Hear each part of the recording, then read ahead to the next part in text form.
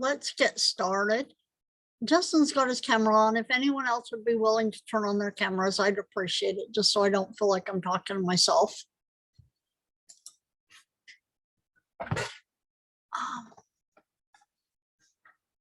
Let's first, any questions, concerns?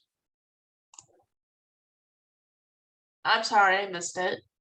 Any questions or concerns About what? about class?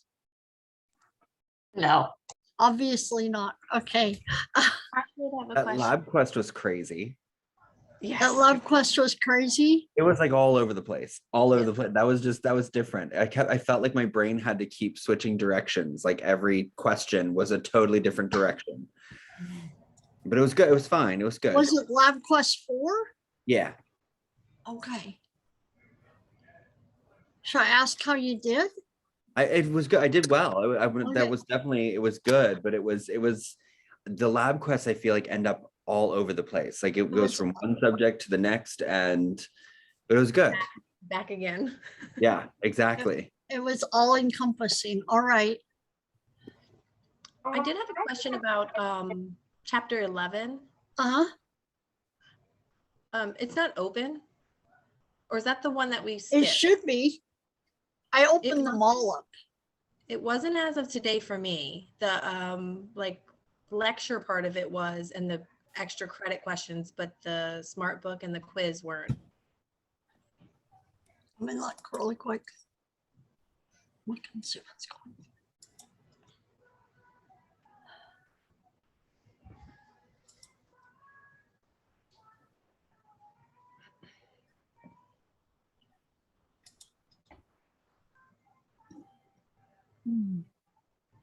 I thought I opened it.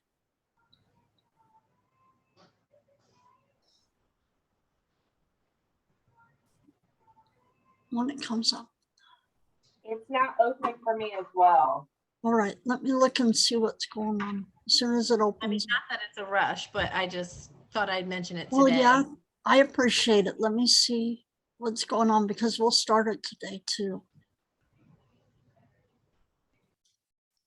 Did I not set it up so it was going to open? No, it's opening tomorrow. Here. I did assignment. And that's fine. It can open Well, tomorrow. no, look at. Well, Jennifer, while you brought it up, let me fix it right now. Okay. As soon as I can. Stop sharing the screen so I can actually see.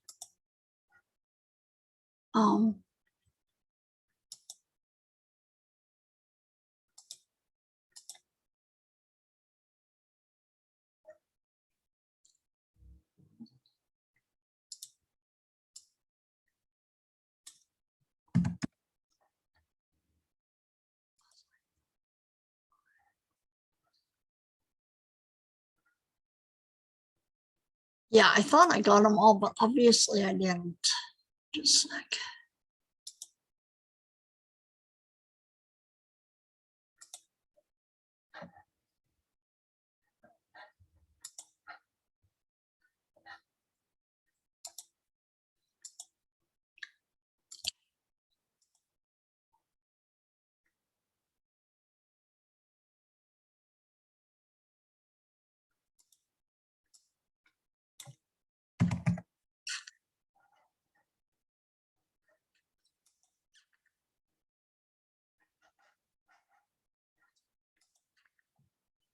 Okay, they should open up in about 5 minutes.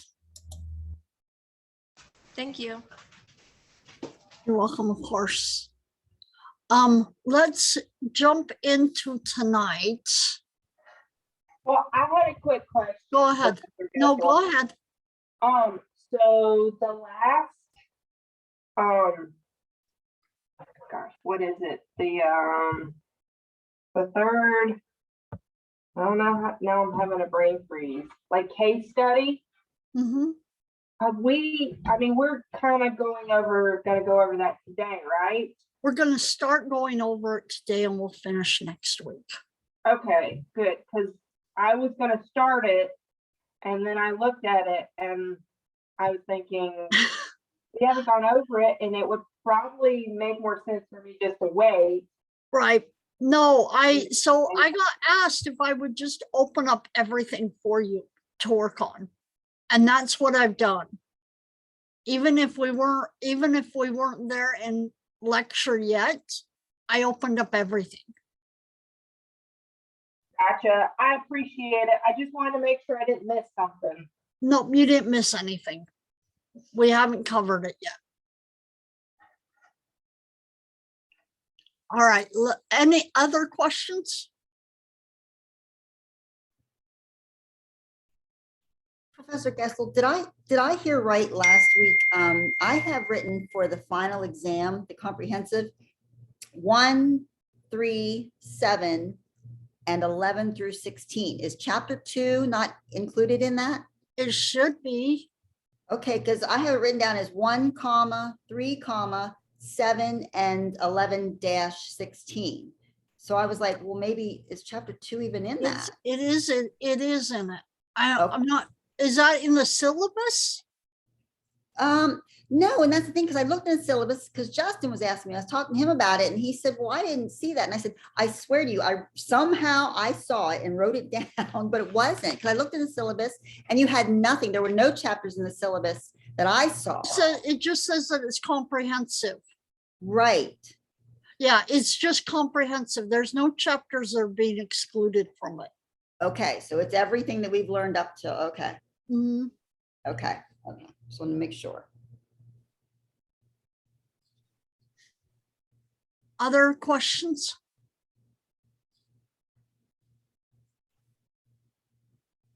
Okay.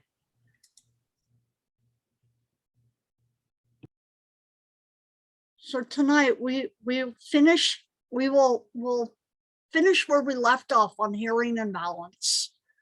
And then we will start muscle on bear with me, on I want to get as far as we can with muscle, because it will have it will be helpful with our lab. Our lab is over muscle structure and muscle physiology. And then next week is similar to like the bony landmarkings, it'll be muscle identification. And that will be the last lab we have.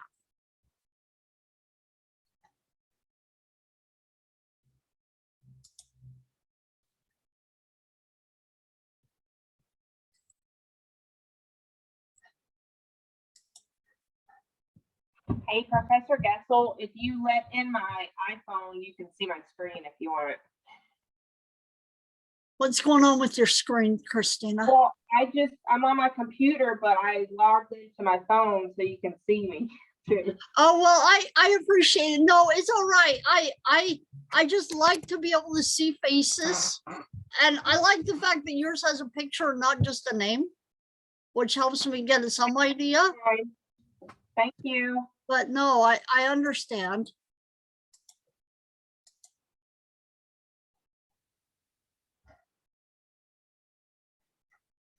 No, there are some professors online who make it mandatory that their students turn on their cameras. And I don't like to do that, because I feel like it's almost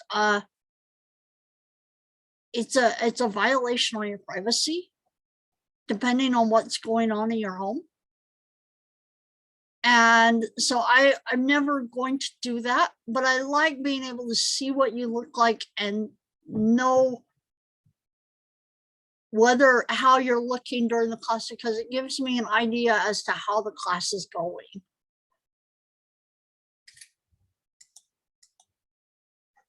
Because you can read a lot from the way someone looks.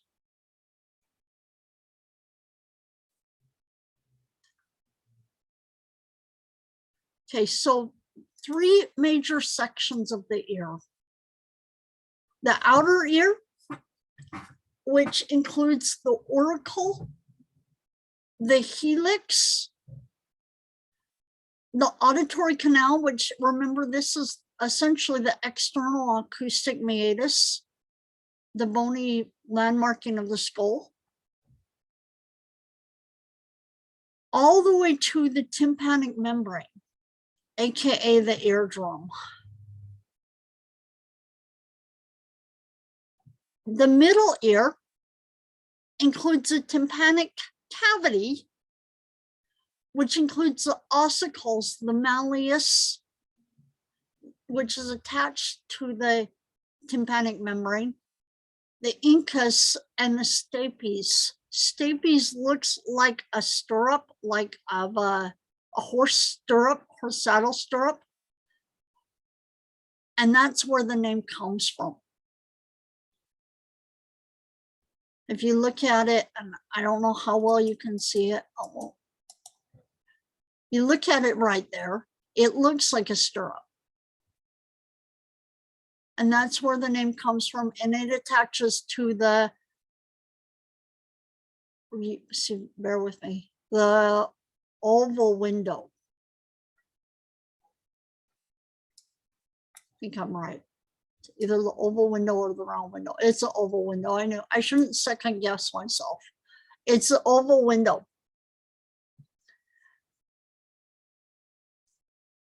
Which is going to lead into the cochlea.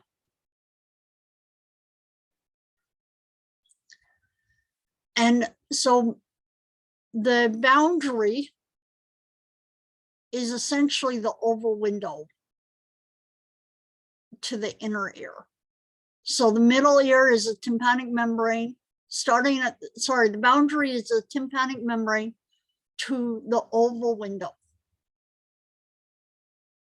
And that space there. The inner ear is the cochlea and the semicircular canals, and includes the 2 nerves that are joined together to form cranial nerve number 8. What was cranial nerve number 8?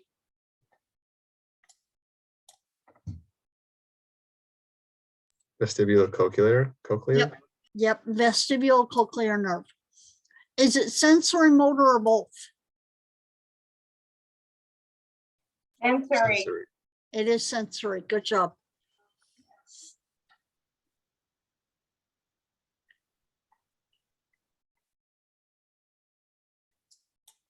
I'm going to zoom back out a little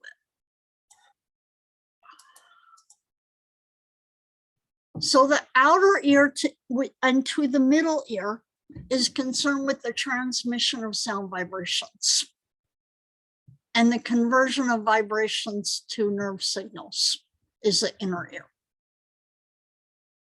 So sound and transmission is the outer ear and the middle ear. Conversion of those vibrations to nerve signals, electrical signals, is the inner ear.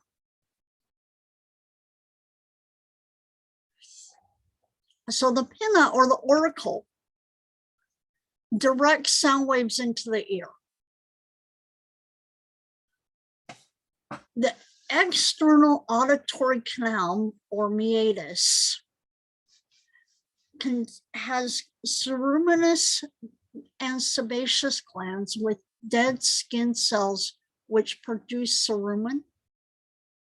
And with the guard cells, it protects the outer end of the canal. Like I said last week, or was it last week, the week before? I think it was the week before. this is an immune system response. I've learned the hard way. Bear with me. I'll be right back.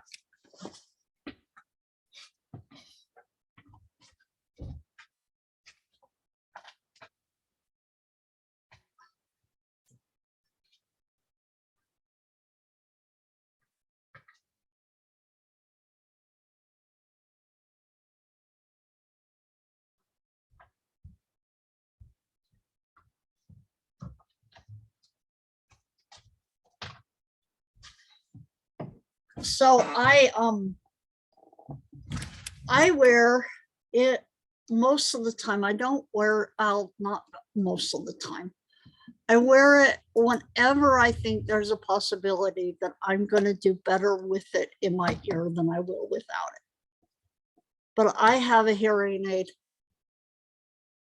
and it's one of the smallest hearing aids out there. My ears tend to be really small, and it's a completely in the canal hearing aid. For me, it actually doesn't, because my ears are so small, it actually doesn't fit completely in the canal. But this is the third one that I've had. I've been wearing them. I was diagnosed as being hearing impaired when I was 18 months old. But the extent to which I was hearing impaired was not really recognized. And I compensated so well that it wasn't until I was about, how old was I? I was about 32 when I really got evaluated for a hearing aid. And they realized that I had a 70% loss in one of my ears and a mild to moderate one in my left ear. And so I've been wearing them off and on. And for some reason, these are the only ones that work for me. They have a lot of different styles, a lot of different shapes. I always try to fit me with an over the ear one. It doesn't work well because all I can do is hear my hair really well, which makes me crazy. If you've ever heard your hair was Sarah Russell's, and it doesn't help with my hearing except to be able to hear my hair. But this little one, the reason I'm bringing this all up is I've learned that the cerumen is an immune response to keep things out of the canal of your ear.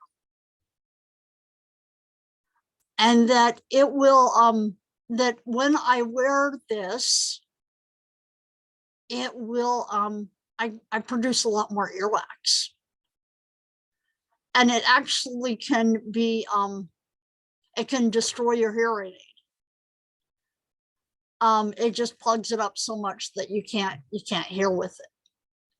And you can burn it out just trying to do that. And so I work really hard on keeping that down in my ear. But for right now, honestly, I don't wear it very much. I don't wear it at home for the most part. And I wear it when I'm teaching face to face and when I'm working with little kids on Sunday. I work with little tiny kids on Sunday. And when I do that, I wear it because it helps me to hear them. But the reason I brought it up is because the last hearing aid that I had gave me an outer ear infection. And I'd never had one before. So it was kind of a new experience for me because what it did is it essentially, it was bigger than this one. And it fit about right here. And it just wore a sore into my ear that then got infected. And it was so nasty. And it didn't really hurt per se, but I could smell the earwax in my ear whenever I wore it, which told me that my ear was trying really hard to fight whatever was going on. But I quit wearing it for a while, and then I put it back in, and then I wear it for a while longer, and I could just smell it. And so, I finally got rid of it. And that's when I finally, went in and got a different type of hearing aid, because I'm hard to fit for hearing aids, because I have to have a specific kind and it has to be small. And so I actually worked really well with a group here in Hanover to find one that would work for me. And this is what we found.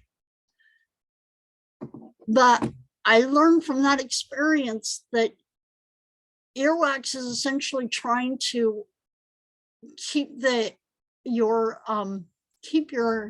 ear canal clear and keep things from taking up residence. It's a warm, moist area. Dogs struggle with yeast infections in it, especially little dogs, because it's a warm and moist area.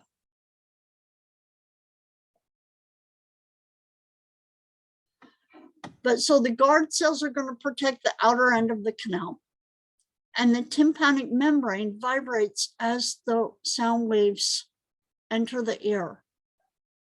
So you're getting wavelengths of compressed air.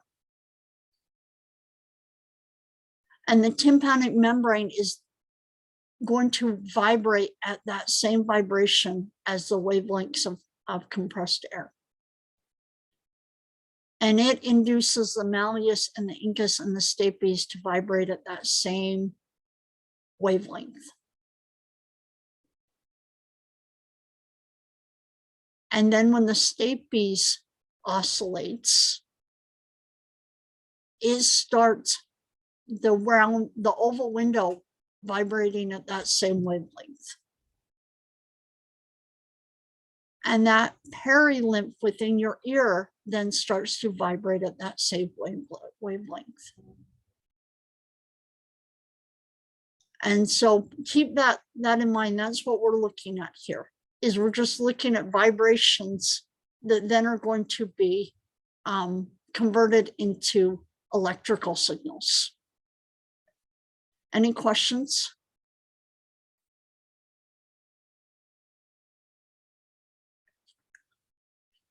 So the middle ear, the tympanic cavity, contains ossicles, the small bones that amplify the sound waves and transmit these sounds to the inner ear.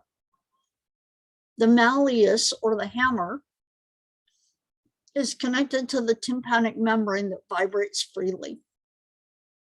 The tympanic membrane is innervated, and the ear canal are innervated by the vagus and the trigeminal nerves. Which cranial nerves were the vagus and trigeminal nerves?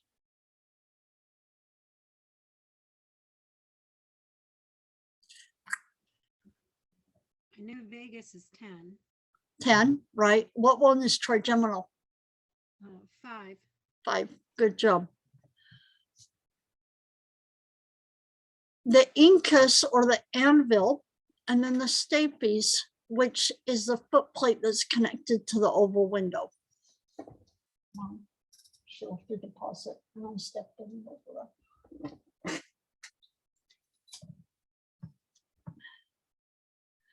The eustachian tube, or the auditory tube, the opening to it's also found in the middle ear. And it connects the middle ear with the nasopharynx, meaning the cavity behind the nasal cavity, the beginning of the trachea, called the nasopharynx.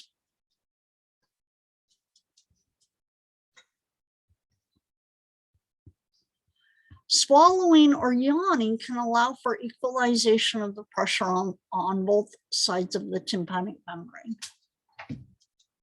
With my adventures with my ear and my nose, because I was born with a cleft lip and palate, and that's how I got. That's what probably ultimately led to the hearing issues, is because ear, nose, and throat are highly connected. But for some reason, because of what's gone on in my nose, swallowing or yawning doesn't equalize the pressure. And I don't know what specifically it is, and I don't know what it entails. But I know I have a really good friend who also struggles with hearing issues. She's over 90% deaf. She had a rare autoimmune disorder that destroyed the hair cells within her cochlea. But she also, at the same time, when she was, I don't know how old she was probably about 10 or so, got the tip of her nose torn off by a trampoline, playing on a trampoline. She says she doesn't remember it hurting at all. She remembers there being a lot of blood, but she doesn't remember it hurting at all. And when she did that, from there on out, she can't equalize the pressure in her ears. And so I don't know exactly how that's all attached, but I know it has to be there. It has to have something to do with the way the nasal cavity is and how it's connected up to the eustachian auditory tube. She struggles a lot more than I do. I realize I have no grounds to complain, because her ears will actually, if you can't equalize the pressure in your middle ear, the tympanic membrane will rupture and bleed. And that's what happens with her when she flies on planes. Yeah, so I have something similar. I can't do? yeah, and I can't be in that environment, or I can't dive or really fly. Like if I have to fly somewhere, I have to make sure it's somewhere inland and not off the coast. Oh, Because wow. if it's off the coast, I can't hear for about 5 days. Does it hurt? It is so painful. Okay, Like for good. I'm most glad I'm not people, the one who thinks it hurts. it's I would say, like, if I land into Baltimore, it's about a 9 out of 10. I have to fly into Richmond, or I have to fly into Pittsburgh. Have you ever tried before you flew to clean out your ears really well with the Brox? It does not work. It doesn't work. No. The other thing that you can try, and these are just things that I've done that I know work a little bit. Try intentionally breathing out your nose. So what really helps kind of with the pain is if I chew gum, like that helps a lot. Does that but help? See, that doesn't Yeah. help me at all.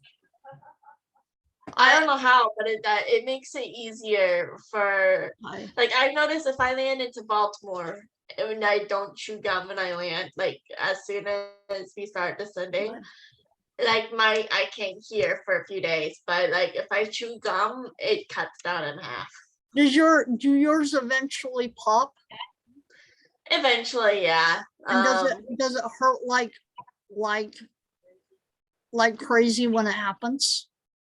Yeah, I would say it's about Okay. a 7 out of 10.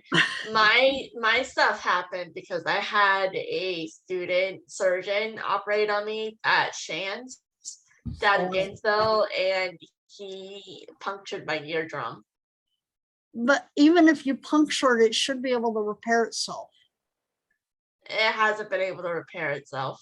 Okay. Wow. Yeah, it sucks. No, I just know, I've never had them bleed. I usually, when I fly, I take something prophylactically before I fly, because I know it's gonna hurt. And it usually takes a day or two, and I'll feel like I can't hear very well, but it usually takes a day or two once I'm on the ground again for it to equalize. And if I'm not taking pain medication all the time until it equalizes, will eventually pop, and I'll feel it. I'll feel it, and it hurts. But my friend, on the other hand, she has them bleed, and I've never had them bleed. And so I realized, I don't have anything to complain about. Because mine may hurt, but they've never actually drained blood when it's been hurting. But this is also the reason you see people feeding their babies on planes with bottles as they're landing, going up and down,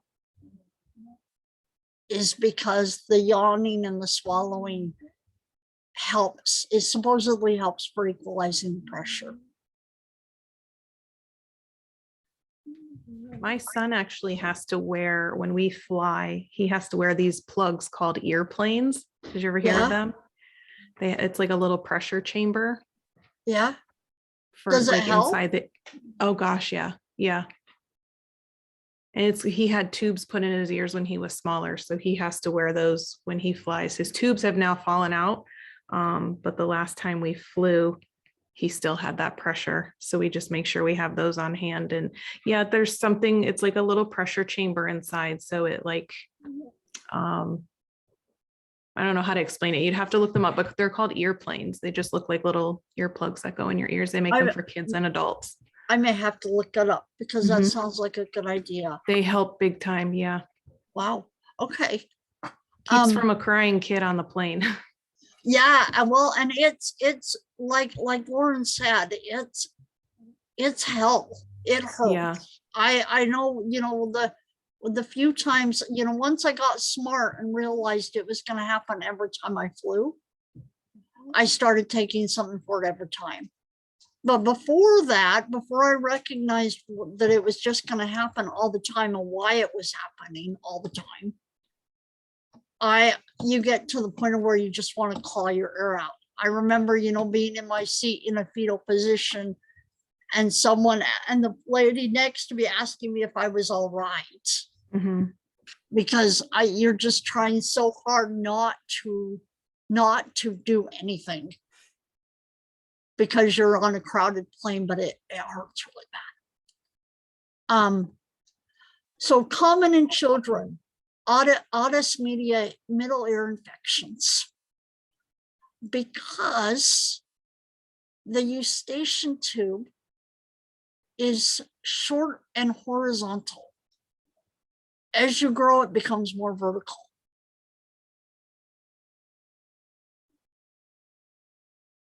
So it's short and horizontal, and therefore infections tend to spread easily from the throat to the tympanic membrane, tympanic cavity, and mastoid air cells. Remember the mastoid process that's right behind your ear? Symptoms include fluid accumulation in the tympanic membrane, producing pressure, pain, and impaired hearing. It can spread, leading to meningitis if untreated. It can also cause fusion of the ear ossicles, which is what I have at this point, otosclerosis, and hearing loss. Because when the bone, my first AMP instructor explained it to me. When the bones get infected, they enlarge. And they may or may never go back to the same size they were before. And that's what induces them to fuse.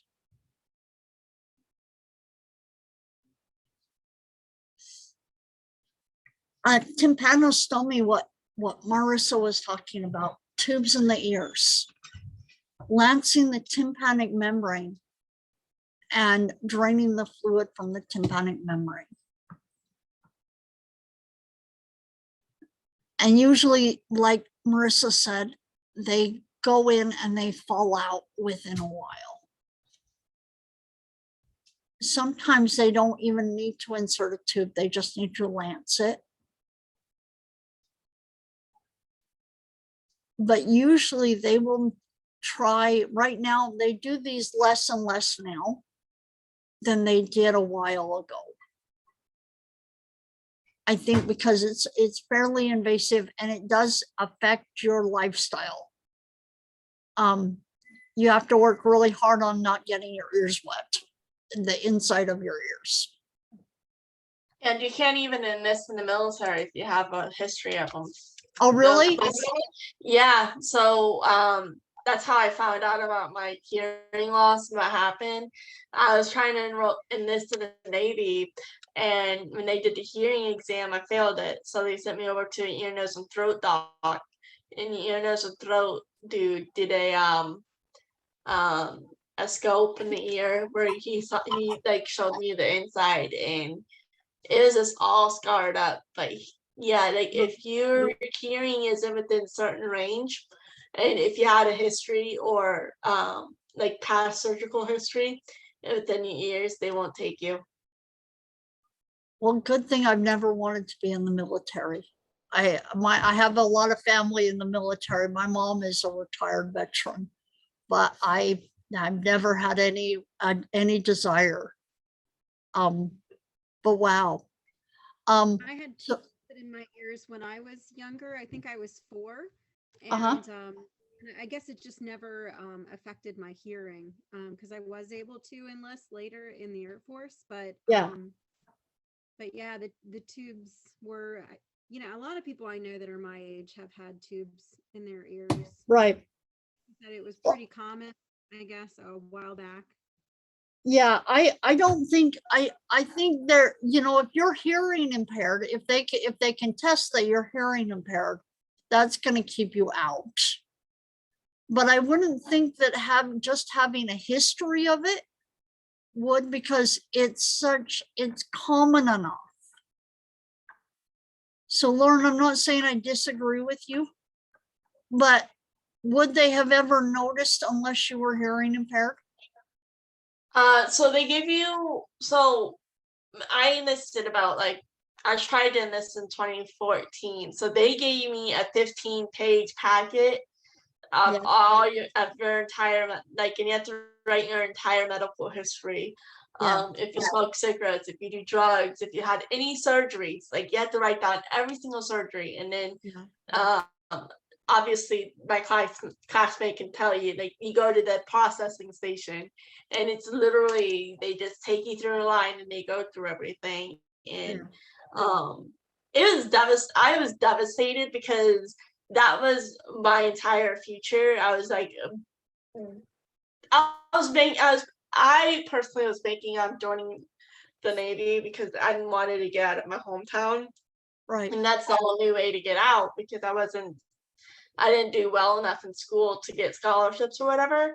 Right. So basically I had to rewrite everything, redo everything to figure out what I can do to get out. But no, if you enlist in the military, they want everything. I had to provide 20 people for references. It was ridiculous. Wow. The one thing, right here on this picture, just to give you an idea, and I knew it was here, I just couldn't see it when I briefly looked this over before class. That's the malleolus. You see the indentation of it right above that tube? That's the handle of the malleolus, and where it connects up with the eardrum, tympanic membrane. I know that normally those holes the holes heal up. Part of the reason that we learned that I had the autosclerosis thing going on was that the last time I had tubes for off and on from about the time I was a year and a half until I was about 14.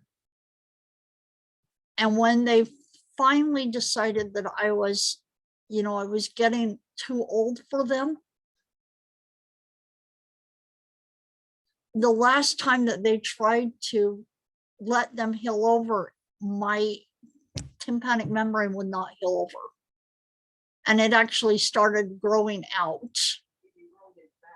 It eroded back, as my mother's saying in the background. It eroded back.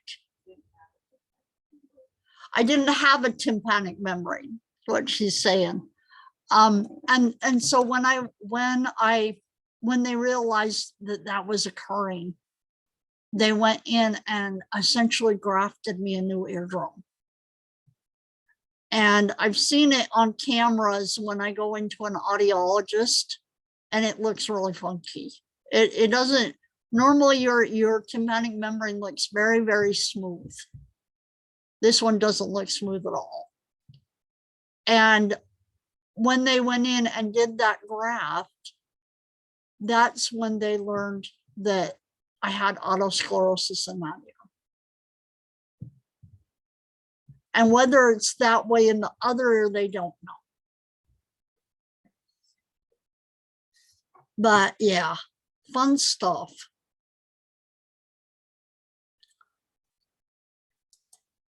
And whether that affects the vibrations is probably a combination of the two. Probably a combination of the autosclerosis and the graft, because it doesn't look the way it should. It usually, it looks, bear with me, I'm gonna find, I should include a picture of what they actually look like.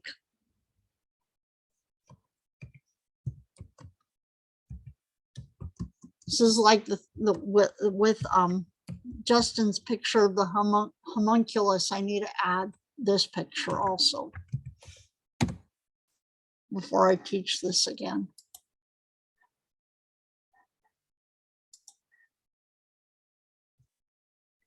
That's what they really look like.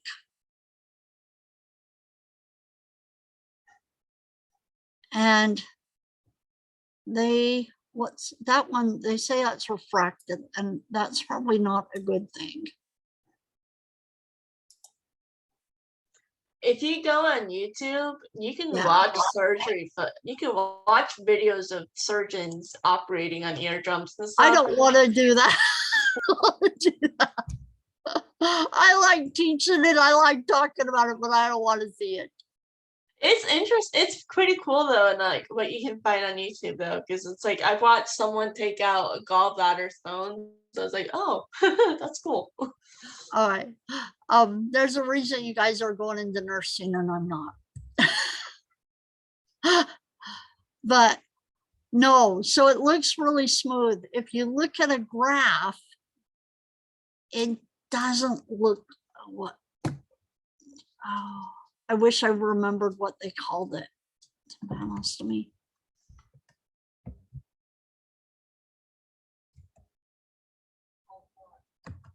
What did they call that type of graph, Mom? Tympanoplasty. Okay.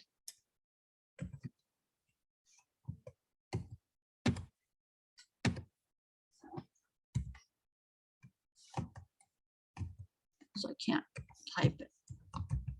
I don't struggle with typing until I'm in class, and then I struggle with typing and I struggle with spelling. Let's see, get one that's actually repaired up.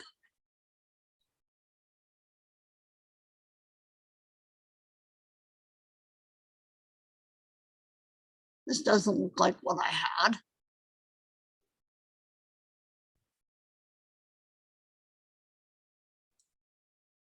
Or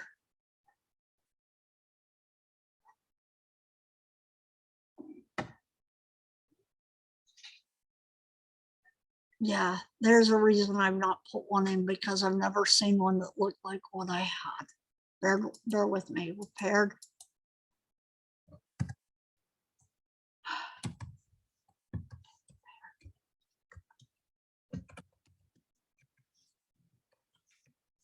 And then I'll give up after this. Okay, it doesn't look like that.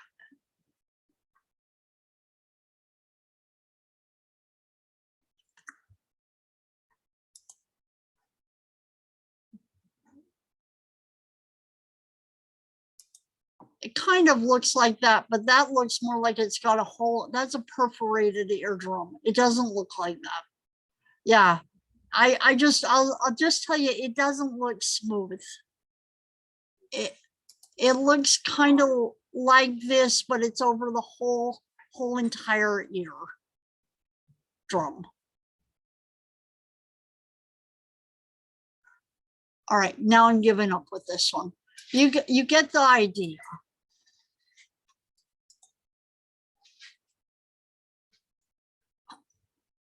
So Lauren, I have one more question for you, and then we'll get off this topic. Do you struggle with ear infections still? Not so much now. I take really good care of my ears. It's just I get very anxious if I'm in a lab. Like if I'm in a lab environment, I get very anxious. Do you struggle with getting water? Do you know if it's perforated now?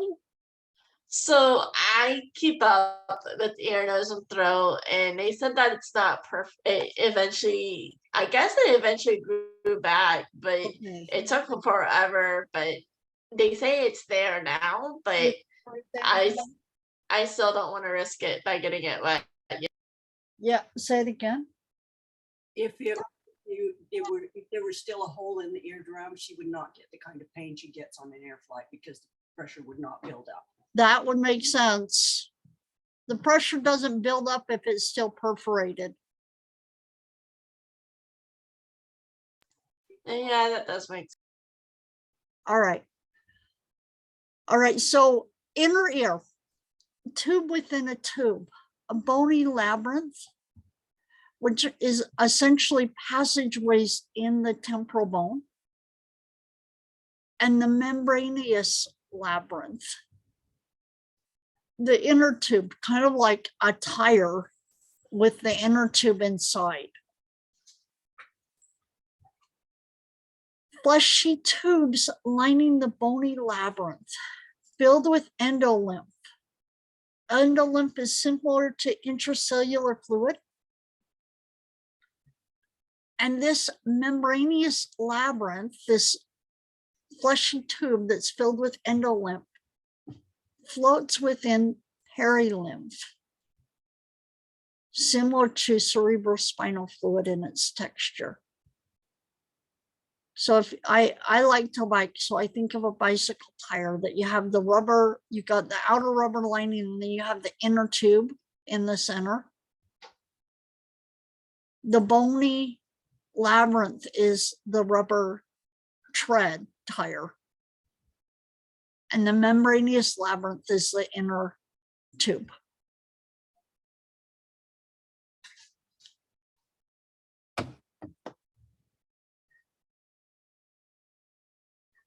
So inner ear with labyrinths includes the semicircular ducts in all three planes.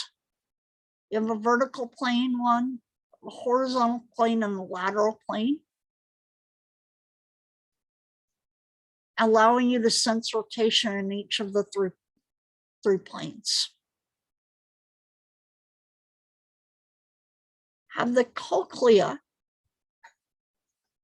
and the vestibule, which includes the saccule and the utricle, which are what sense tilting, your head tilting back and forth, and vertical acceleration and deceleration.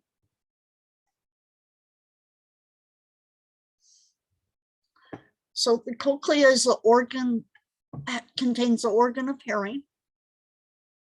Coils around a screw-like axis of spongy bone called the modiolus.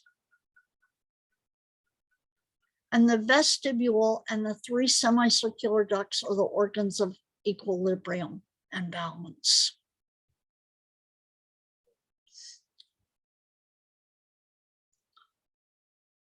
Within the chambers of the cochlea, the scala media, or the cochlear duct, is the middle chamber that's filled with endolymph and is separated filled with endolymph.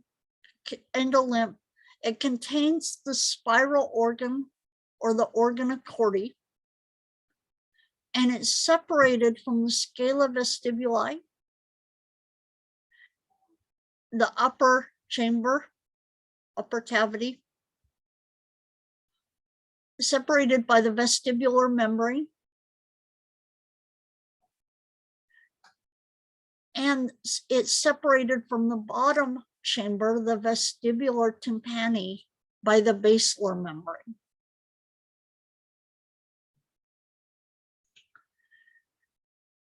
And the organ of Corti is essentially your functional unit for hearing. It's going to convert the vibrations within the endolymph into nerve electrical signals.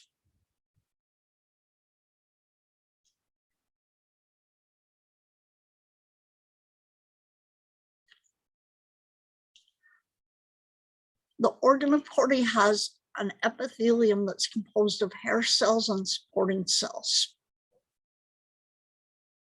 The hair cells have long, stiff microvilli called stereocilia on their apical surface, and they are embedded, or their top surface is embedded within the tectorial membrane that overlays them.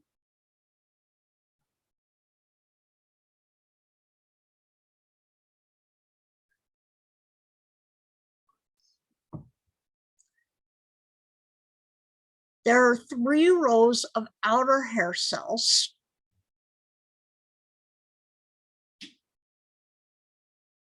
Each row containing about 20,000 cells. And it works to adjust the response of the cochlea to different frequencies, increasing the precision of hearing.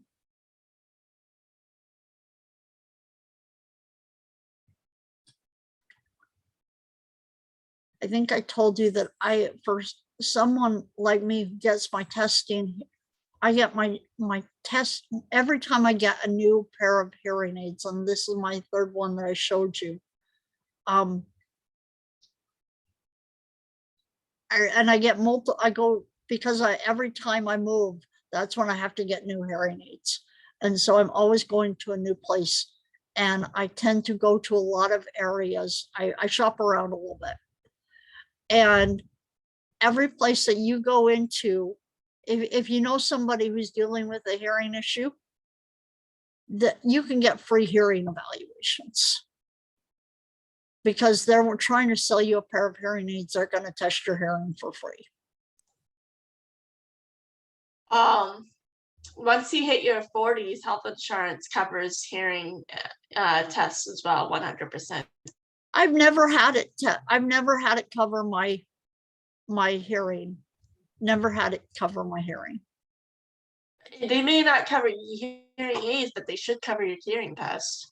No, I've never. Well, I don't, because I don't have to pay for the hearing test. I've never even bothered with that. Huh. But if you go into almost any place, Miracle Air, Beltone, what's some of the others? Miracle Air, Beltone. I just know the local place that I work with here in town, Paragon Hearing. They will all test your hearing for free. And I've realized that when I get my hearing tested, I focus so hard on being able to hear and telling them the smallest thing that I can hear, that sometimes I'm not even sure if I hear it more than I sense a vibration. And I tell them at that point that I'm hearing it. Because if I can even sense that it's there, then I can hear it. And so I'm not sure just how much of that, whether I'm hearing it or if I'm actually just sensing that it's there. I think it's my experience with hearing tests that I keep trying to question whether I'm actually hearing it or if I just sense that I think I'm hearing it.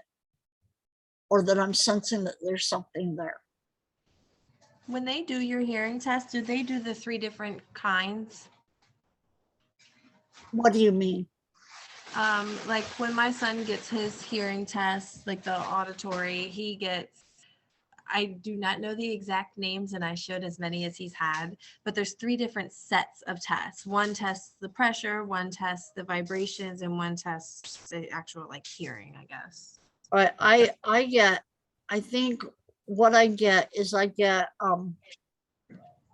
one test that looks at the just within my ear, sticking something within my ear. I get another one that goes in through my mastoid process. And that's testing specifically the nerve. Okay. And I don't think I get another one. And it may be that I'm not going to a ear, nose, and throat doctor when I get it done. Okay. I just wondered because I didn't know if there was different types, but I know that they do the same 3 on him each time he. Is he going to an ear, nose, and throat doctor, or is he going to an audiologist? He sees the audiologist at the ear, nose, and throat in Hershey. Huh. Yes. Do they use a hearing fork, like the tuning fork? I don't have that done. What's a tuning port? A tuning. It's basically like it's the fork that they hit against like a hard substance, like the table, and they put it next to his ear and they move it out. It's a test of vibrations almost to see like how far he can hear. They do that, but it's not the way you explained it. The like tube goes in and then it's like through the computer. It does the different noises because it records on the screen. Yeah. Like, it tells if he had any movement in his ear. That's how we knew he couldn't hear. Oh, one wow. of the tests. And then, but he's not deaf. It was just very weird. I don't know. He ended up getting tubes and supposedly it fixed it all, but he's still having trouble. We actually go back on the 10th of May to have another test, but that's probably like his 6th one. Well, you know, you can still struggle with it. Like I know that when I get a cold right now, I struggle to hear a lot more when I have a cold. And I think, I don't know why that's the case. I think it's you get fluid filled up in the middle ear. And when my allergies are really bad, I will sometimes struggle with hearing. But S2. yeah, so Sorry, go ahead. it's probably not going to go away for a while. How old is he? He's 4. Okay, it's probably not going away for a while. Yeah. What were you going to say, Marissa? Or go ahead. I'm sorry. Go No, ahead. I was just going to say we didn't know. First, everybody said he could hear, and I was like, no, I can tell he can't since he was like a few months old because he wouldn't like turn his head when I would make certain sounds. And Yeah. We took him, and they said they think he's fine. And then they did the testing and realized he had like no movement in his right ear and very, very little in the left. And then they tested it a couple times, and then during COVID, one of the doctors retired. He was supposed to do the surgery, so then they canceled it, and then they retested him, and then he actually, that's when they discovered he had a little bit of movement, because at first it was no movement in both ears, and or any sound going in or bouncing off, however it exactly works. But so basically he couldn't hear, and then he got tubes because they said it was pressure causing it. He needed like an opening to. Well, you learn to compensate. Mm-hmm. And he's learned to compensate. So a mother's intuition. Oh yeah. Yeah, you learn to compensate for it. Yeah, he has definitely like a lot of speech delay from it, and has had speech therapy for a while, but I noticed when they took his, it's been a year since he had his tubes at 3. One of them they took out in the fall, and I noticed he kind of like started to go back to mumbling a little bit, and that's why we're rechecking him, because we're not sure if his ears back to like one of them's not working as well, or if it's just a learning curve for him. We're not sure. So typically when it comes to like the senses, once you lose a sense, it's very hard to get it back. Like for hearing aids, like they help the hearing loss, but it's never gonna bring back that hearing loss. It's never gonna like you're never gonna fully get it back. So for me, like I had hearing loss since I was a kid. I was in speech therapy from kindergarten till about 11th grade. And I still have difficulties like with certain words or with certain sounds. Like so, but that's just me in general. Like your son, it sounds like he has a really great care team. As long as you and your family keep on top of, keep on top of everything, like soon when as he gets older, it'll be a lot easier for him to hear certain sounds or for him to say certain words. Well, and you might find, Jennifer, that as his face continues to elongate and grow, like that eustachian tube, because that's a major part of where it's causing the problem. That's what they said. That hopefully that's what will help. Yeah, it will drain out, and he won't struggle with it. Like I don't struggle with it now, outside of when I fly. Okay. But Marissa, were you going to say something at some point? Yeah, so on Jennifer's note with her son, my nephew, who is now 13, went through the same exact, what it sounds like you're explaining, the same exact thing from once he was starting to learn how to talk for like the first couple of years, I'd probably say till he was about 4.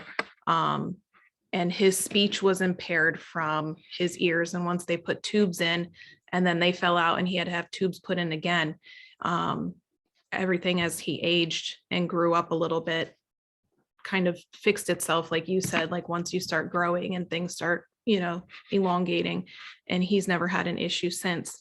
But the test that they were talking about before, where it's like the probe goes in your ear, that's a topanogram, I think it's pronounced. We do them in our allergy office, and it tests the pressure against your eardrum. That is one of them. Mm-hmm. That's very cool. No,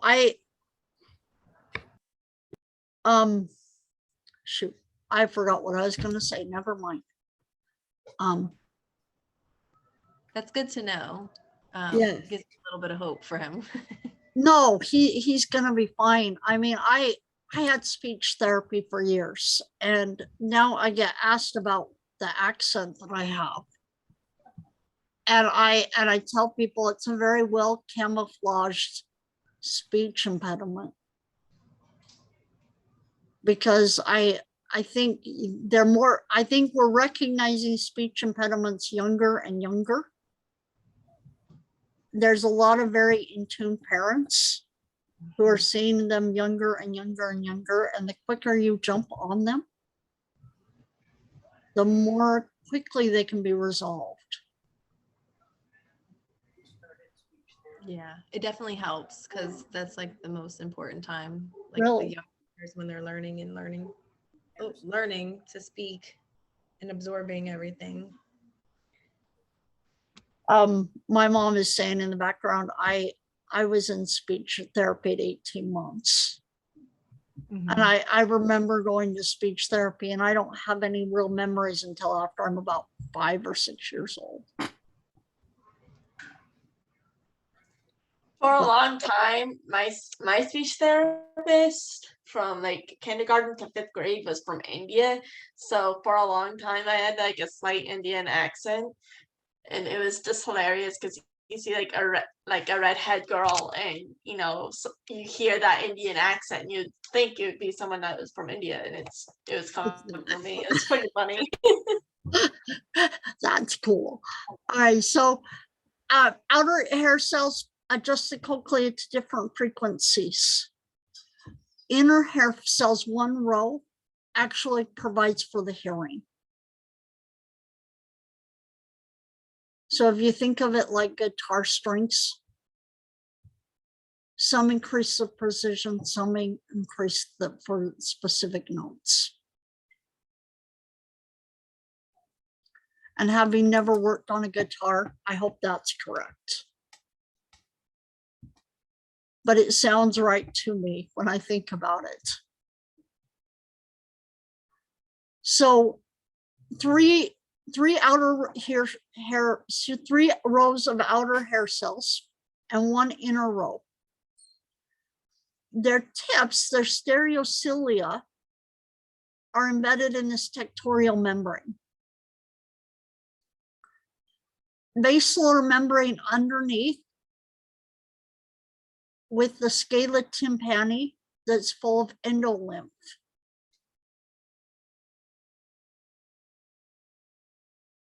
The scala media, the rest of it, with the organ of Corti on the bottom layer, the basal layer, basement, the rest of the scala media contains this high potassium endolymph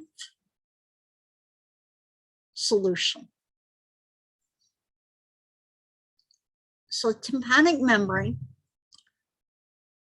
has an area of about 18 times that of the oval window. And the ossicles work to concentrate the energy of the vibrating tympanic membrane onto the oval window.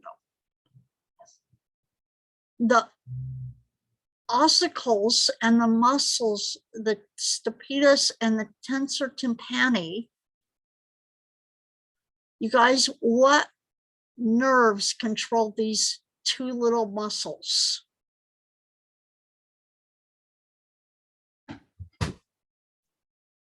You okay, Mom? I just heard her drop something. What nerve controls these two little muscles? Is it the vestibular cochlear? It's not, because that's only a sensory nerve. That was a good try though.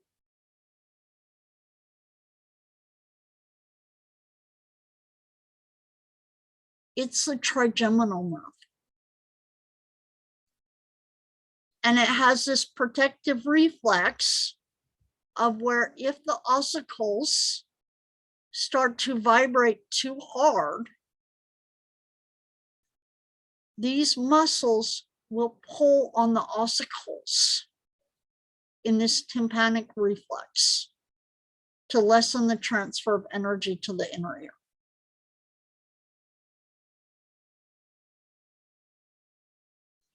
You're not so worried about the ossicles as you are about hurting, endangering that organ of Corti. So if the vibrations are too much going into the inner ear, into the cochlea, these muscles will contract in this tympanic reflex to pull back on the ossicles so they don't vibrate to that extent and reduce how much they vibrate.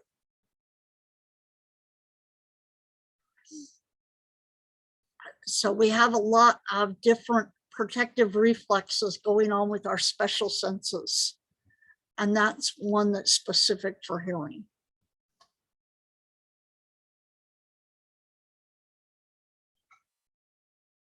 So you get the vibrations going into the oval window from the stapes, from the ossicles.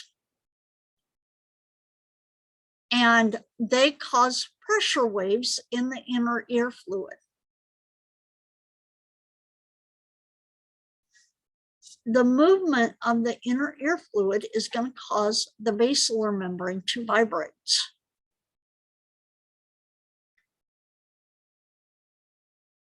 And the hair cells that are or on top of the basilar membrane are going to start to vibrate as the basilar membrane vibrates.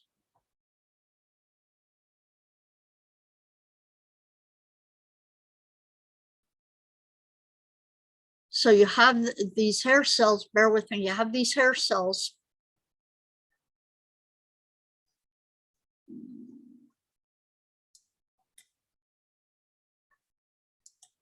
You have these hair cells on the basilar membrane, and they have this tectorial membrane up here. And as the basilar membrane starts to vibrate like this, they start pushing those hair cells up against the tectorial membrane. And the code that you're receiving to that your brain analyzes and using your primary auditory cortex assesses it is this code of vibrations of the basilar membrane bumping up against the tectorial membrane, opening those receptors or hair cells.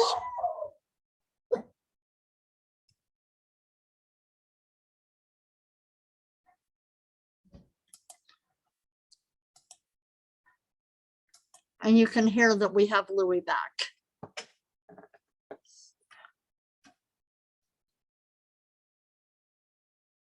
So the stereocilia of the outer hair cells are bathed in this high potassium fluid, the endolymph, creating a electrochemical gradient where the potassium is much higher outside of the cells than it is inside of the cells.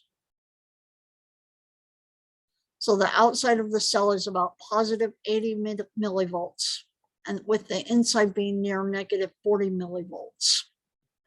And the tips of those hair cells are embedded in the tectorial membrane.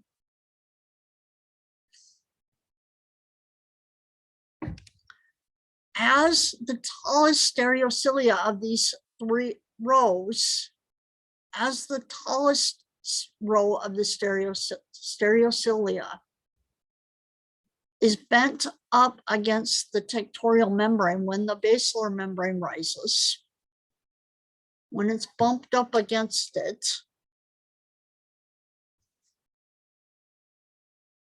the tip link that connects that tallest stereocilium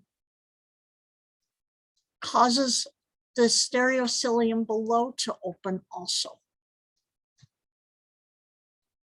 And then this tip link that attaches the middle stereocilia to the lowest one opens the lowest one. Is this making sense?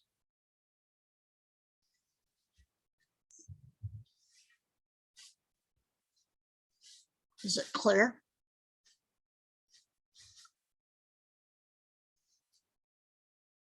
So as the tallest stereocilium is bent towards the tectorial membrane, it pulls on the tip links, opening the ion channels, and potassium flows in.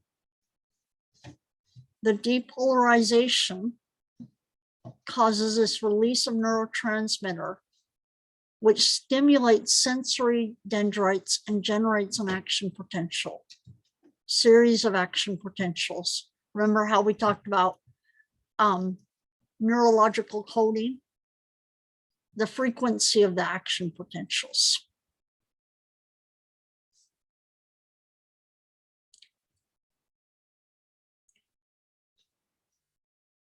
Variations in loudness, the amplitude,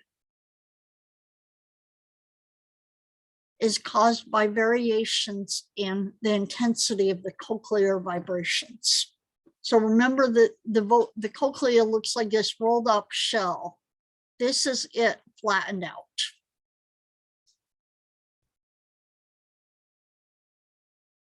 Soft sounds produce very small motions in the basilar membrane, so very tiny vibrations.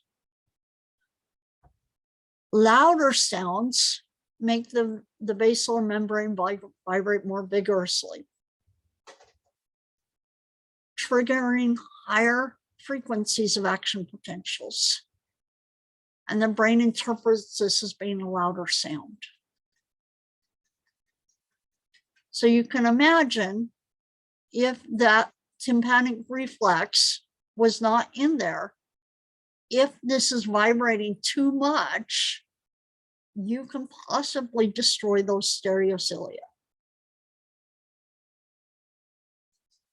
And so the ossicles with that tympanic reflex are what are going to prevent these things from being, the hair cells from being damaged.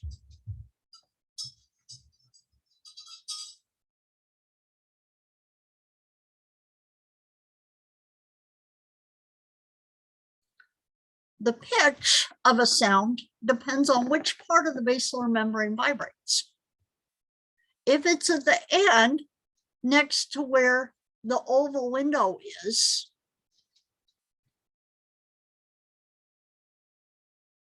the membrane there is narrow and stiff. And when that part of the membrane vibrates, the brain interprets that signal as being higher pitched. At the distal end, the membrane is wider and more flexible. And when that part of the membrane vibrates, the brain interprets that as being a lower pitch.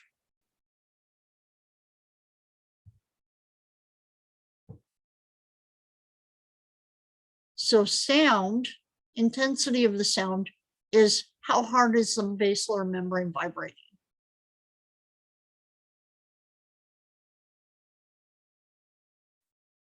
Pitch depends on which part of the basilar membrane is vibrating.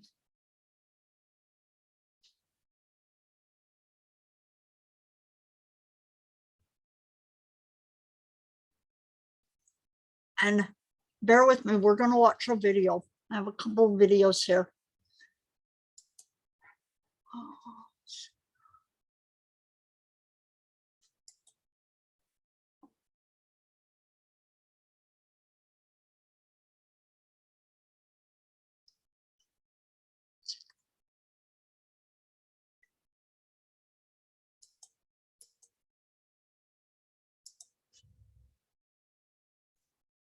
As soon as it lets me in.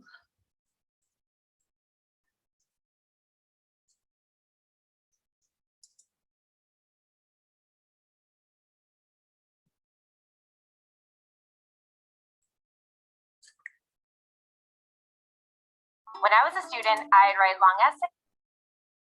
To hear, our ears must capture sound, transmit it to the organ of Corti, and translate it into neural impulses to be delivered to the brain.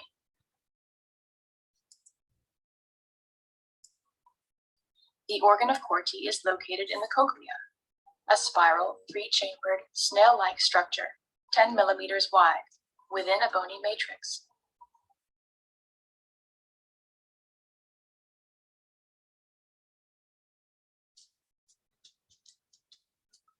The organ of Corti extends from the anterior part of the vestibule and coils for about 2.5 turns around a bony pillar called the modiolus. In cross-section, the uppermost chamber is called the scala vestibuli. The oval window is situated at the base of this chamber. The lowermost chamber is called the scala tympani. At the base of this chamber is where the round window is located. Both the scala vestibuli and scala tympani contain perilymph. Between the scala vestibuli and scala tympani is the scala media. This houses the organ of Corti, which is referred to as the receptor organ of hearing. The scala media is filled with endolymph. The scala media includes structures from the tectorial membrane, basilar membrane, and hair cells, which sense the mechanical forces.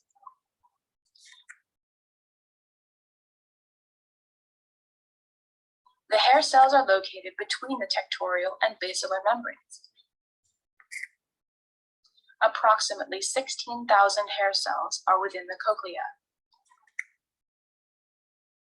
There are two kinds of hair cells, inner and outer hair cells.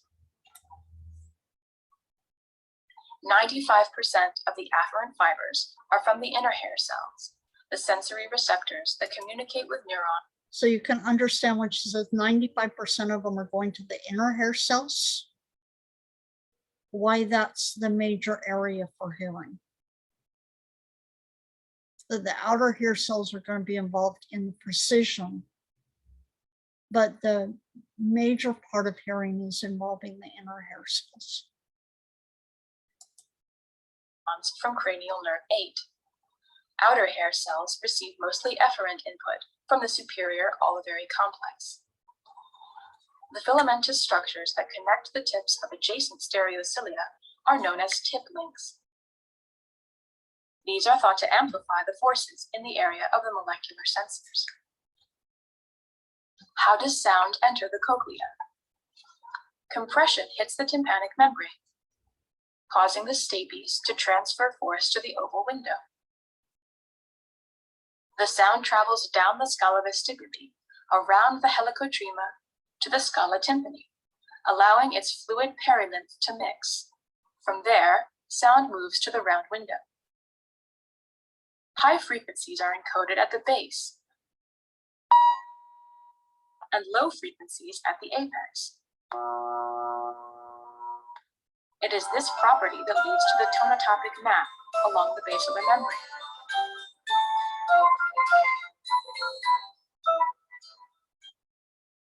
The manner in which the basilar membrane vibrates in response to sound is the key to understanding cochlear function. The hair cells are located between the tectorial and basilar membranes and are stimulated by the shearing force between the two caused by the pivot point of the two membranes. The pivot point of the basilar membrane becomes displaced.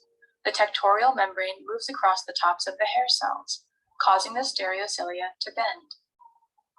The ionic environment of the compartments plays a critical role in signal transduction.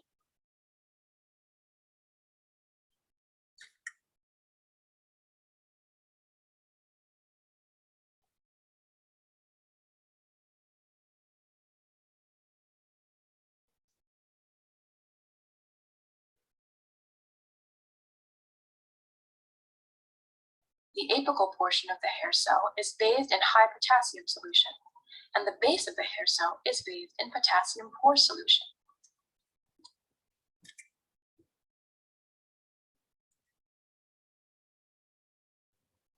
This causes the opening of mechanosensitive channels, allowing potassium to flow into the cell, leading to depolarization.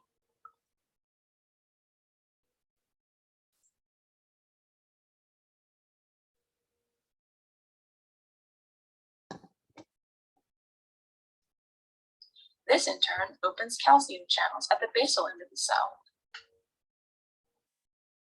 leading to vesicular transmitter release to stimulate the nerve.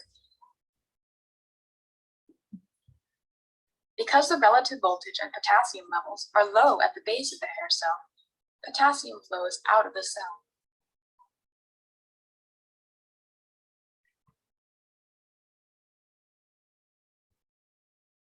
This establishes that potassium flow through the cell is used for both depolarization, potassium in at the apex, and repolarization, potassium out at the base of the hair cell.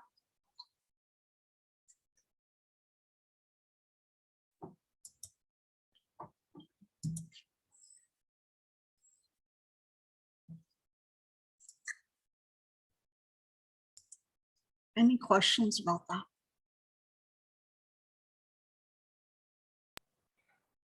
She said it establishes repolarization, and is the other one polarization? Depolarization? It was two things. It was something and repolarization, like that whole potassium kind of system. I think it was depolarization. Okay, thank you.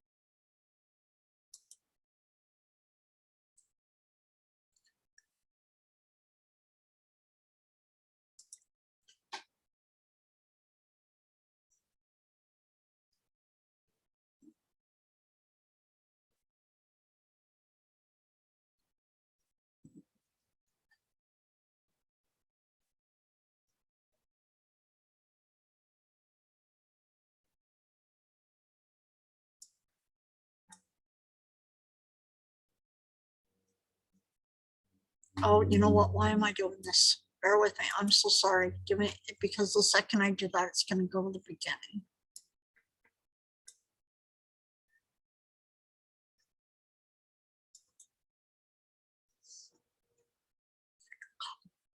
So auditory projection pathway. You have first order, second order, third order, and fourth order neurons in the sensory pathway. The first order neurons are going to run from the cochlea to the cochlear nuclei in the medulla oblongata. Remember what nuclei are in the central nervous system. They're clusters of cell bodies.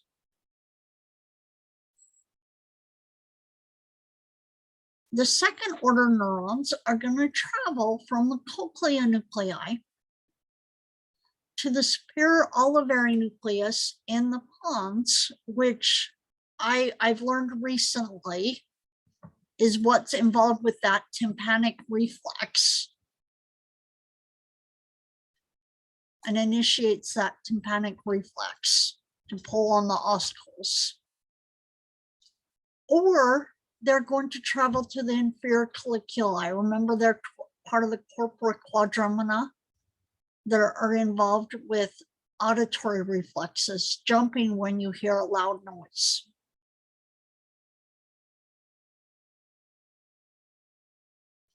From there, third order neurons are going to travel to the thalamus. Remember how all of our sensory information, except for olfactory, special senses, all of our sensory information is going to go through the thalamus, except for the olfactory.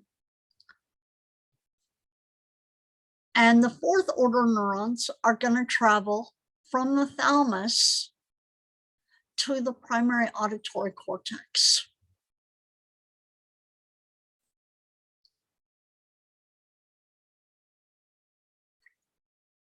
First order neurons from each of the cochlea synapse on second order neurons in the cochlea nuclei on both sides of the medulla oblongata.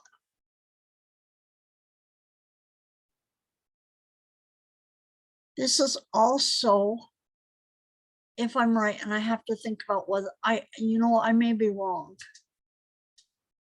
No, I think that's going to happen in the inferior colliculi. I was going to say, one way that we learn to detect sounds, the way that you learn to locate sounds is how long does it take for the sound to reach your one tympanic membrane? How long does it take to reach the other? And that's the way that you learn to locate sounds, is based on how long does that sound take to reach both of your tympanic membranes. And then you angle it and determine where it's coming from. I would think that's specifically more in the inferior colliculi. And I'll have to look it up later because that's your startle reflex also, which is where you hear a loud noise and you immediately look to see where it's coming from. And I can say that with my hearing impairment, I struggle to locate sounds. And it's my students in a classroom think it's pretty funny sometimes when it takes me a minute, they get used to it. It takes me a minute to locate who's talking to me, especially when we're all wearing masks. Second order neurons take one of two pathways. They ascend to the inferior colliculi of the midbrain. They're involved in sound location. I should have remembered this. Sound location. So I was right. Inferior colliculi, sound location, fluctuation in pitch, and auditory reflexes. Turning your head in response to a loud noise. The superior olivary nucleus is involved in binaural hearing, binaural binaural hearing. Binaural signals from two ears are compared to help localize the sound, so they're both involved.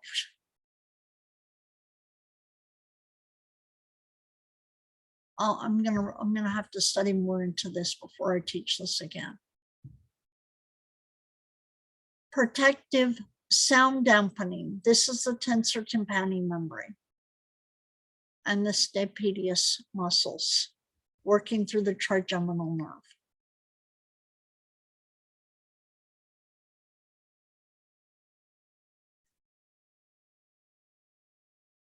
Third order neurons begin in the inferior colliculi and synapse on the fourth order neurons in the thalamus.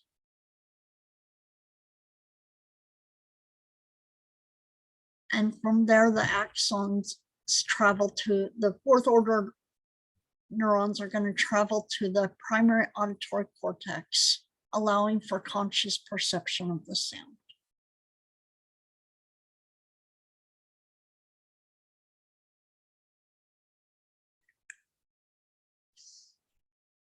Hearing loss, two different types. Conductive loss is what I struggle with. Conditions that are interfering with the transmission of the vibrations to the inner ears. It can be caused by a damaged tympanic membrane, otis media, meaning that middle ear infection, blockage of the auditory canal, and otosclerosis, so fusion of the ossicles. Most common is sensorineural nerve deafness, which is death of the hair cells or any nervous system elements concerned with hearing. This is usually what happens with age. Factory workers, musicians, and construction workers are most likely at risk in younger ages.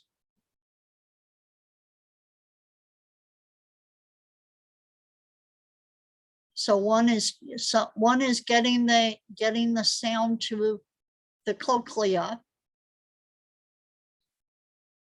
and the other one is damage between the cochlea and the nerves.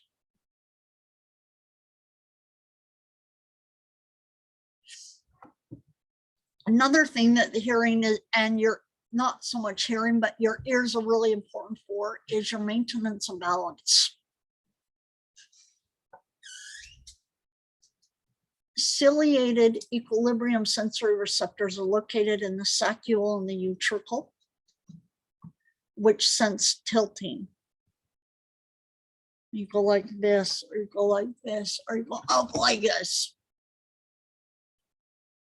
Semicircular canals sense rotation.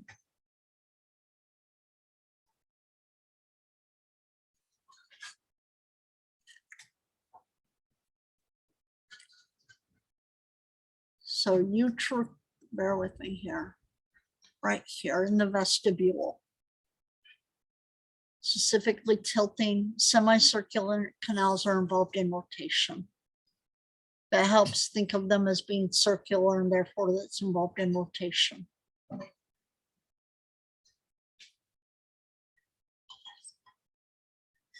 So types of equilibrium.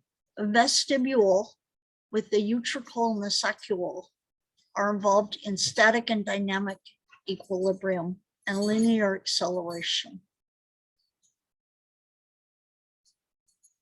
The macula contains receptors, otolith fluids. This is what Justin's guy was talking about with regards to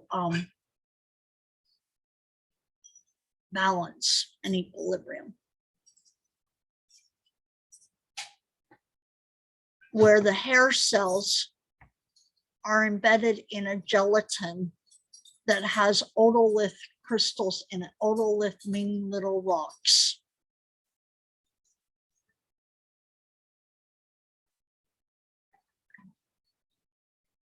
The semicircular canals are involved in dynamic equilibrium and also angular acceleration. And it have crista ampullaris receptors.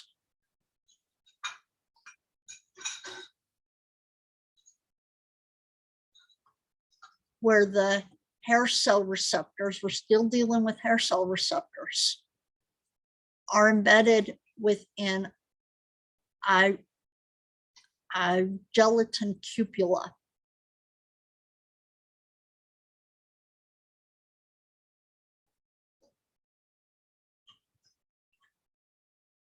So the vestibule, when the head is tilted, the otolithic membrane, this gelatin membrane that's got these otolithic crystals in it, sags, bending the stereocilia and stimulating the hair cells.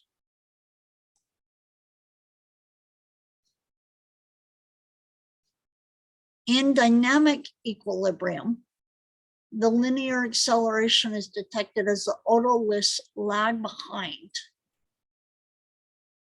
So when you do this, and all of a sudden you slump forward and the membrane slumps forward also. Membrane slumps backwards, slumps forwards.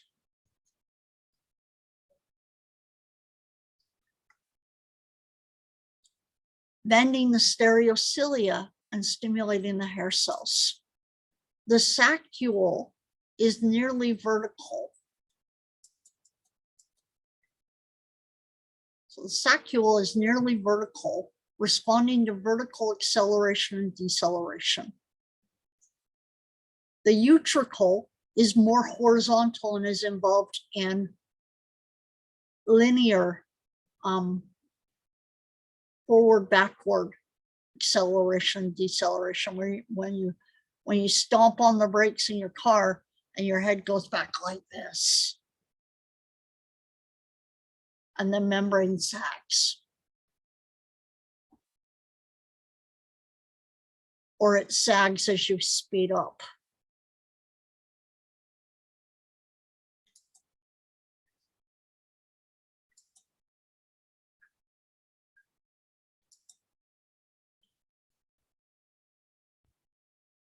And bear with me, I have another video here. And you guys, I don't think I'm going to take a break tonight. I apologize already. But I do want to start muscle, and so I want to finish this first.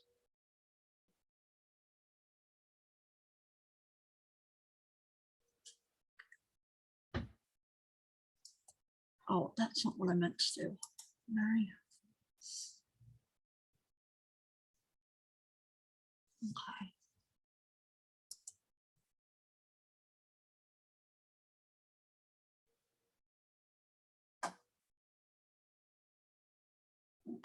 People with ADHD save 10 hours.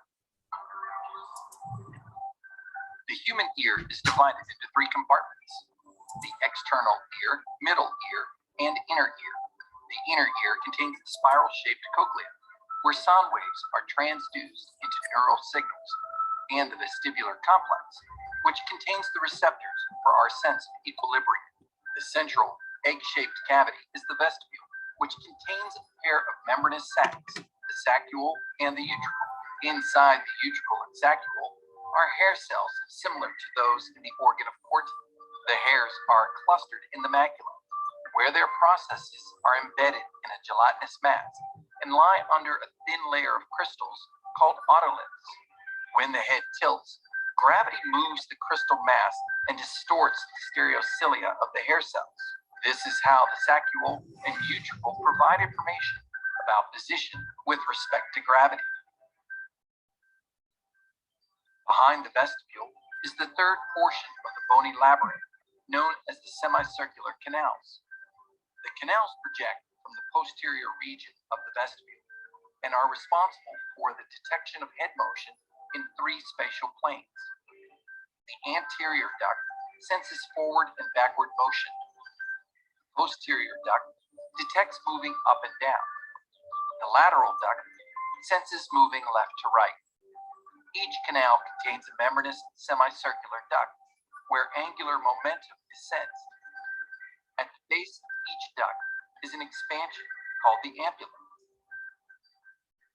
Within the ampulla, long stereocilia of hair cells are embedded in the cupula, which sticks out into the endolymph. When your head moves, the endolymph moves the cupula and stimulates the stereocilia.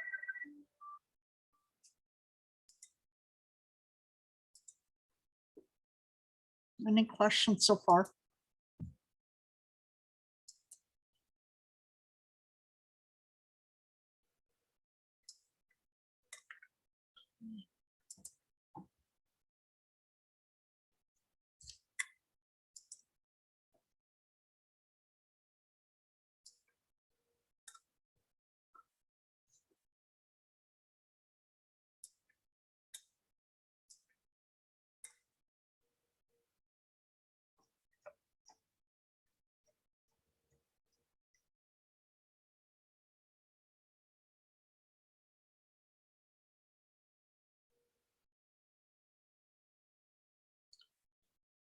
So semicircular ducts or semicircular canals are going to detect rotary motions or angular acceleration.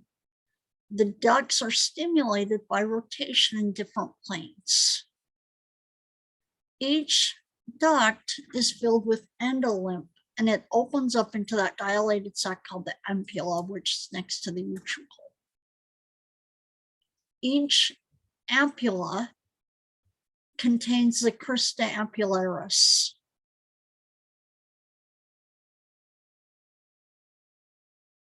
The crista ampullaris contains the hair cells with the stereocilia embedded in a gelatinous membrane called the cupula, as he called it, and I call it cupula.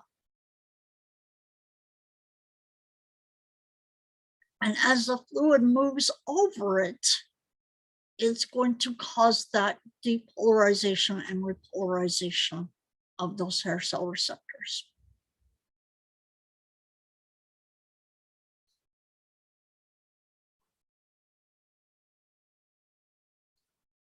So the cerebellum integrates the vestibular information. Remember how it's involved in motor control, involving muscle tone and posture. It's going to integrate head and eye movements. The cranial nerve nuclei for the oculomotor nerve, cranial number 3, 4, and 6, produce the vestibular ocular reflex, being able to keep your vision fixed on a distant object while walking.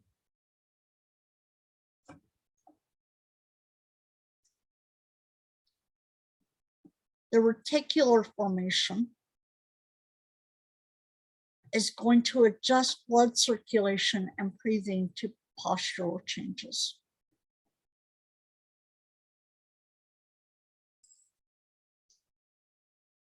The spinal cord is going to descend through the 2 vestibulospinal tracts and innervate the extensor anti-gravity muscles in response to changes in your balance, keeping you from falling over.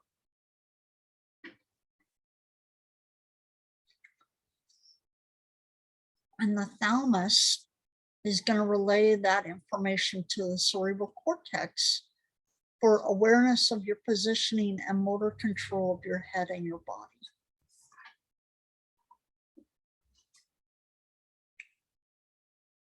So 4 different pathways: the cerebellum, the reticular formation, the spinal cord came through the vestibulospinal tracts to innervate anti-gravity muscles, and the thalamus to relay information about awareness of position and motor control. Are there questions?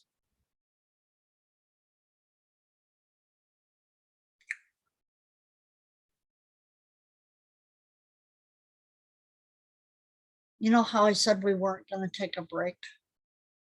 I lied. Let's take a break. Let's come back in 5 minutes. Because I don't know if you feel the same way I do tonight. It's a good moment to take a break. But before you leave, any questions about special senses with regards to hearing and balance?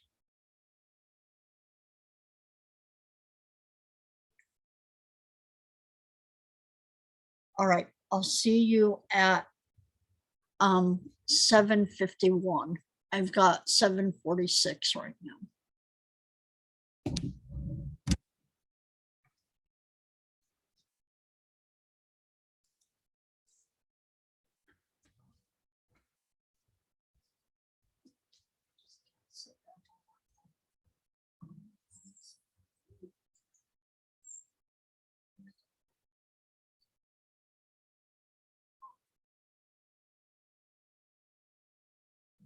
Well, then we're not going to take a break.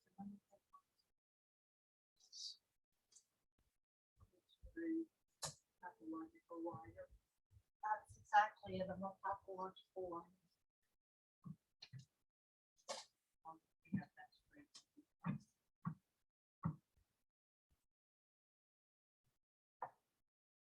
Not done a good job keeping me up. She says she's sorry. Where's Louis? Being quiet like now.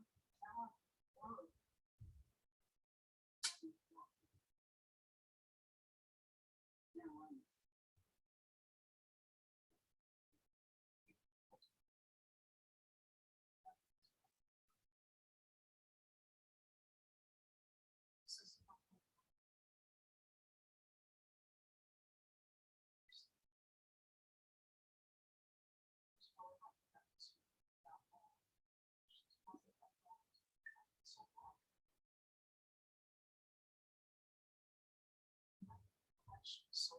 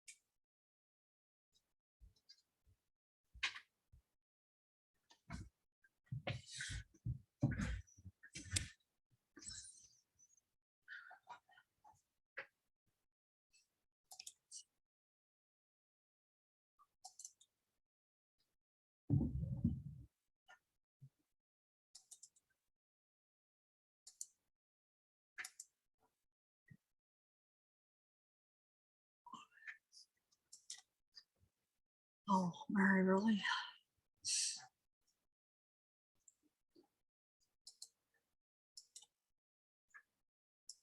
Okay, so starting the muscle tissue. And some of what we do tonight, we will review again on Wednesday.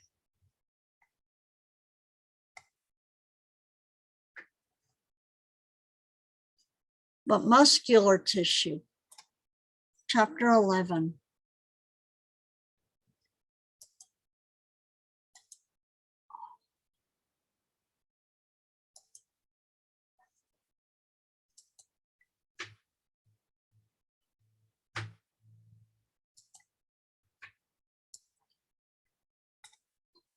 So muscle tissue allows for body movement, which results from the alternating contraction and relaxation of the muscles.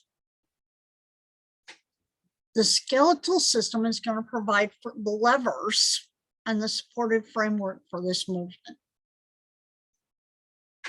Myology is the scientific study of muscles.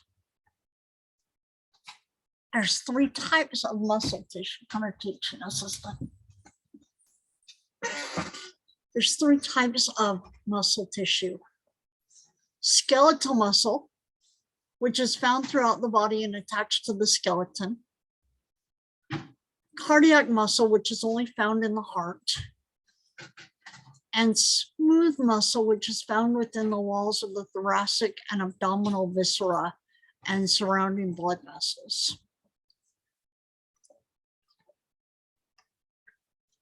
Skeletal muscle is located attached to the skeleton, and its functions include motion, maintaining posture, producing heat by thermal regulation, shivering.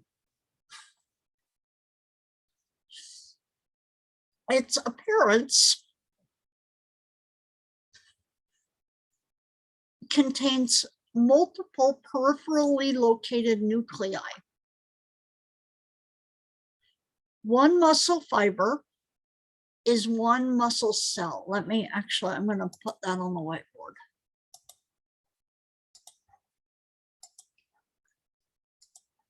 Myo,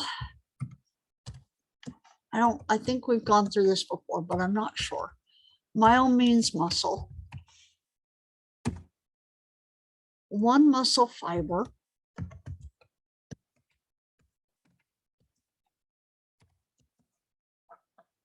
is one muscle cell.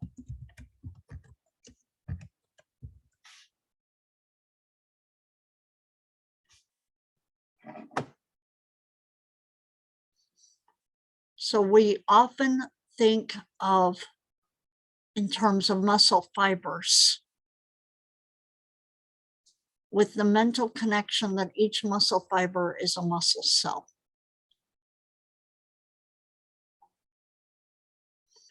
And anytime you see the word myo, you know it has to do with muscle. Another word that we'll see here is sarco, which is also muscle or flesh, but we're just going to refer to it as being muscle to keep our lives a little simpler.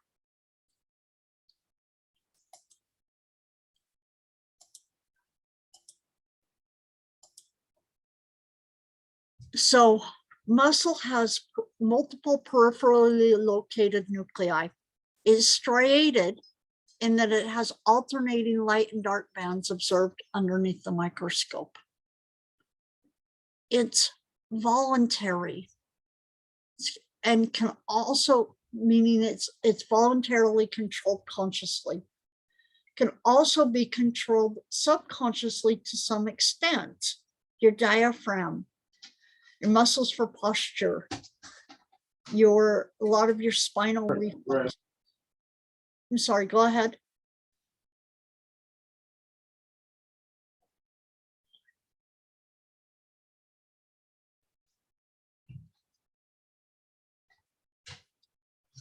Cardiac muscle, on the other hand, is contained within the walls of the heart. Its main function is to pump blood, and each muscle fiber contains one centrally located nucleus. It's striated, and it includes intercalated discs.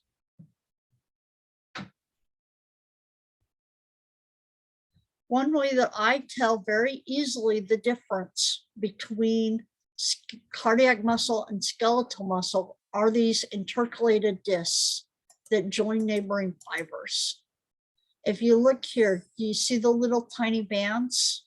The little vertical bands? Here's the muscle fiber, here's the vertical bands. These are the intercalated discs.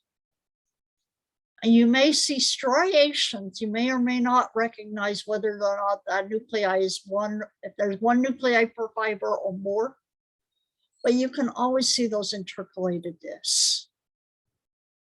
Because if you compare this up against this, or something that looks similar, you don't see the intercalated discs. I wish my students in my anatomy course at Stevenson can make that connection, because they would do so much better on some exams if they would just make that connection of being able, if you see those intercalated discs, you're looking at heart muscle every time.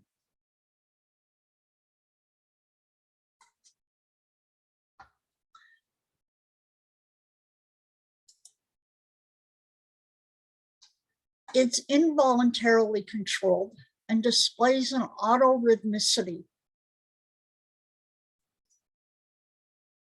meaning that it does not require any neural control, neural outside extrinsic control.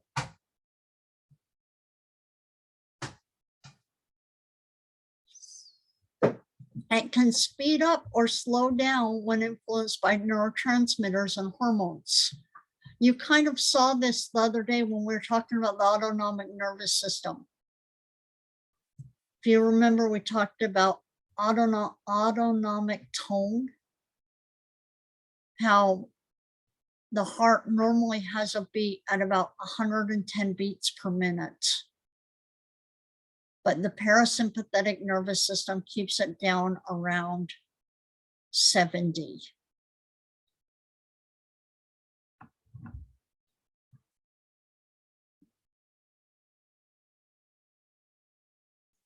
Smooth muscle is found in the walls of the blood vessels and hollow internal organs and structures.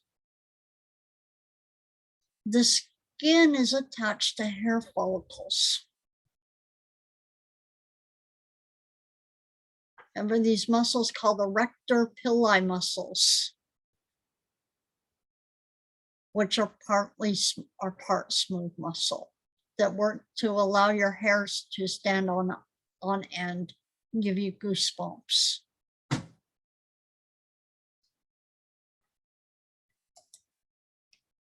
I think we talked about that a long time ago, but erector pili muscles.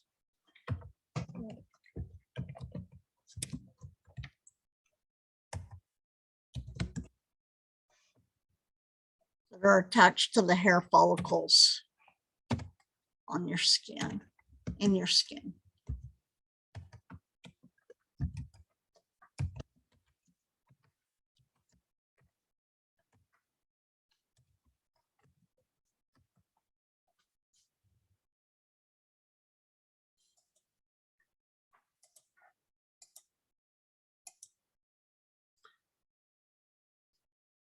And not different functions of smooth muscle: peristalsis, moving of substances in the GI tract,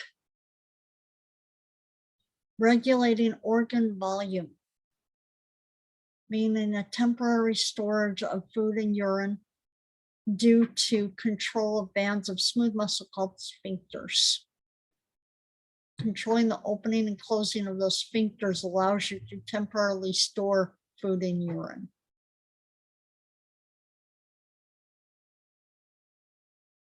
It lacks striations and has one centrally located nuclei.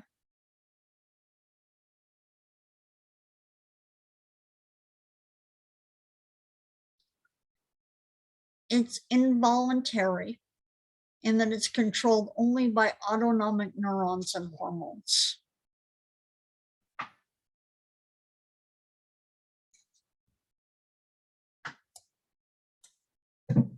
So major features of muscle cells. So skeletal muscle most commonly attached by tendons to bones. Cardiac muscle found in the heart. Smooth muscle within the walls of hollow viscera, airways, blood vessels, the iris ciliary bodies of the eye, erector pili muscles of hairs and follicles.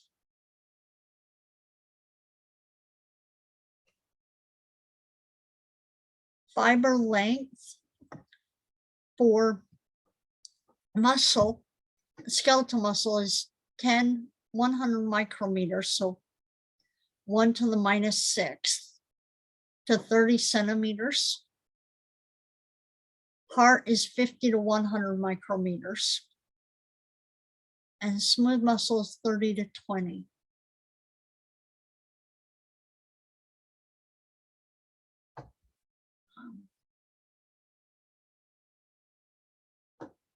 Both cardiac muscle and smooth muscle have an autorhythmicity to them.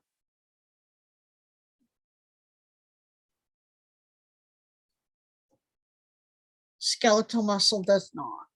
It's under voluntary control only.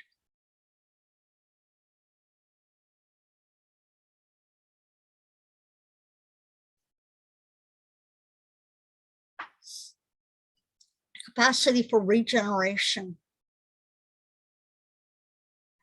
Skeletal muscle is limited via satellite cells. You're born with all the muscle fibers you will have. They only enlarge.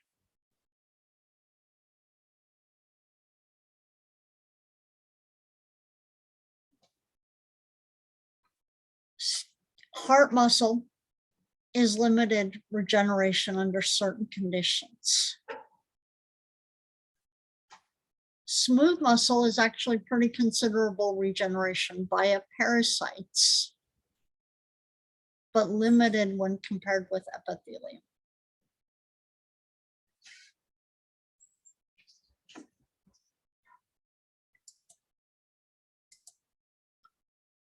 So if you remember, we talked about the fact that each skeletal muscle has many peripherally located nuclei. Well, how does it have many peripherally located nuclei? Normally you think of a cell having one nucleus, right?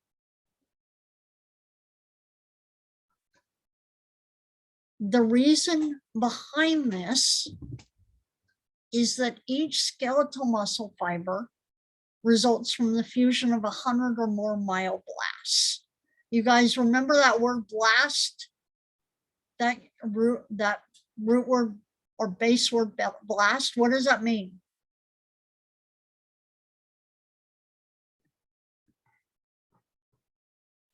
To build, to make.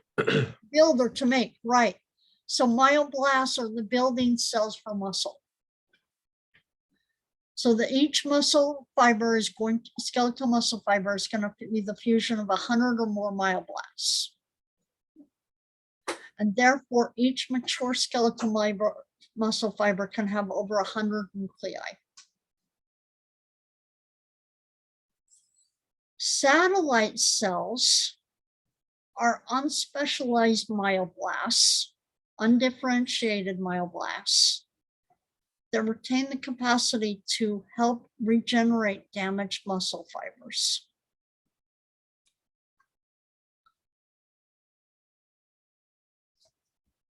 The cell division is going to cease once fusion occurs. And the number of muscle fibers you have is set when you are born, with most of those cells lasting your lifetime.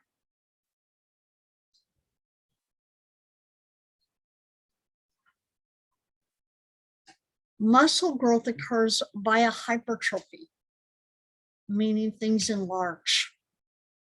And the enlargement is by the increase in the number of myofilaments or myofibrils.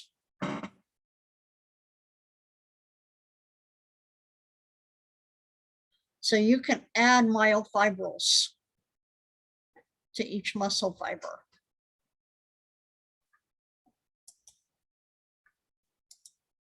Add some more words here. So each muscle fiber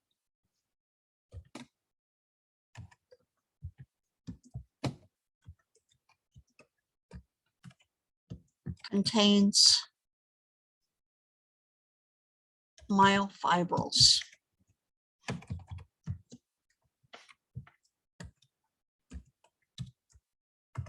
The number of muscle fibers does not change, but you can add or subtract the number of myofibrils that each muscle fiber has.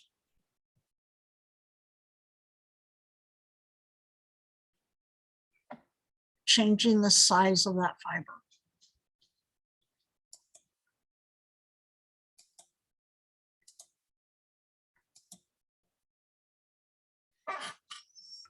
Testosterone and human growth hormones stimulate this hypertrophy. Different properties of muscle tissue. Muscle tissue is excitable to chemical signals, stretch, and electrical changes across the plasma membrane. It's got a conductivity similar to a neuron, in that local electrical waves can trigger, local electrical changes like membrane potentials can trigger a wave of excitation that travels along the fiber. And so muscle cells are capable of generating and propagating muscle action potentials. Remember, Justin, how this was really important that you understand action potentials.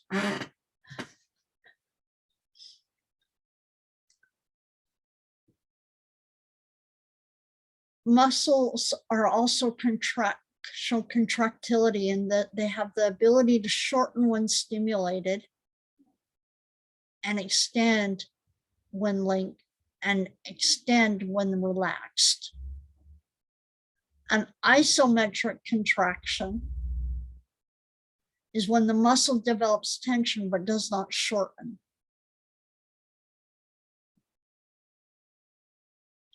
Isotonic, meaning that the muscle develops tension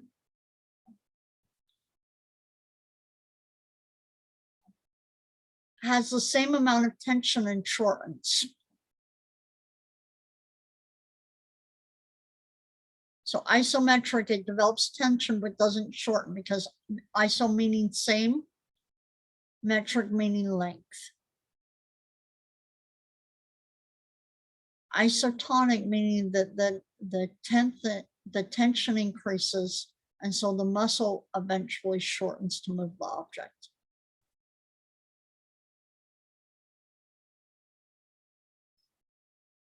Extensible, so capable of being stretched between contractions without being damaged. This is the basis underlining muscular dystrophy, is the lack of being able to do extensibility.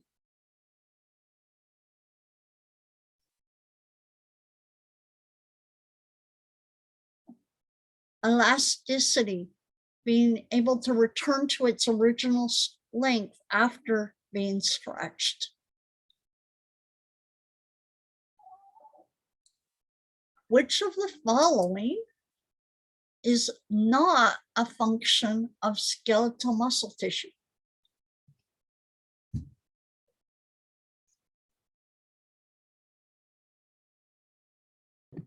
D. I would say it's D. D is in delta.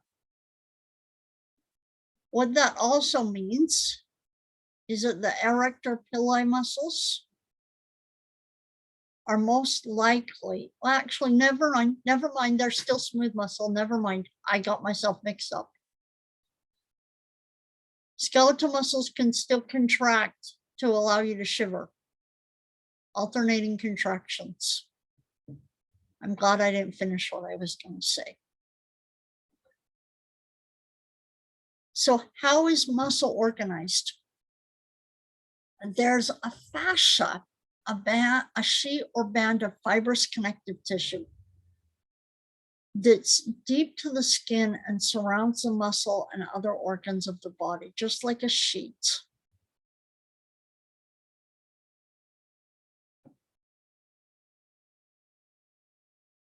This is why you see grains in meat.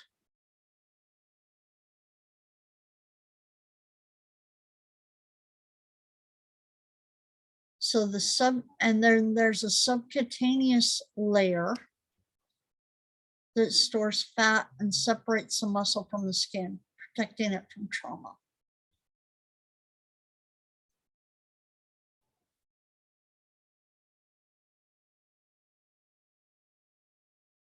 So the fascia lines the body wall and limbs and holds muscles together that have similar functions. It allows for muscles to slide on one another and have free movement.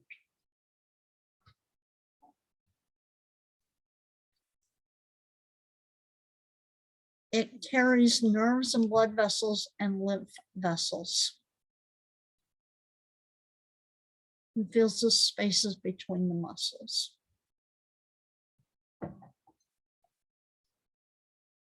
Any questions so far? Thoughts, comments?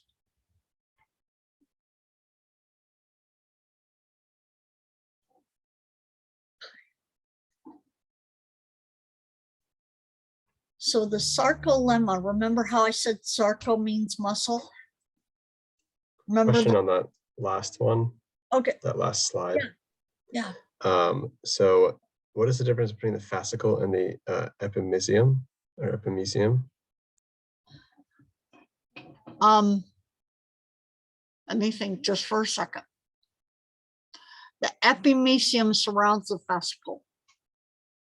The fascicle is a bundle of muscle fibers. I see. Does that help? Yes, it does. Let me elaborate on what you said there. Epimysium, perimysium, and endomysium.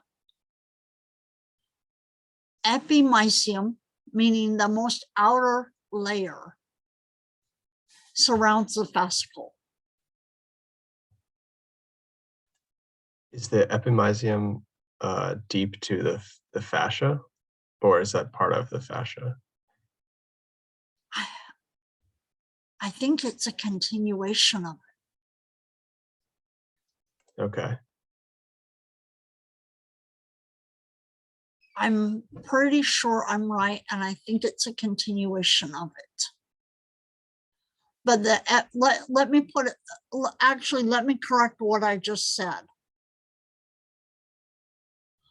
The epimysium is going to surround the whole entire muscle. The muscle is made of fascicles.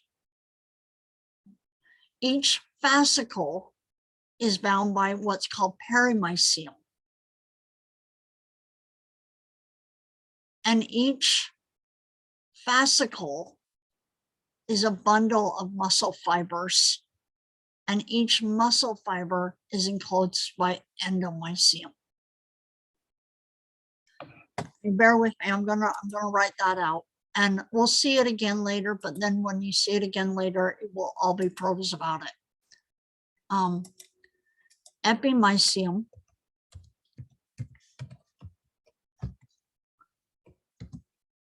surrounds the entire muscle. For example, the biceps brachii.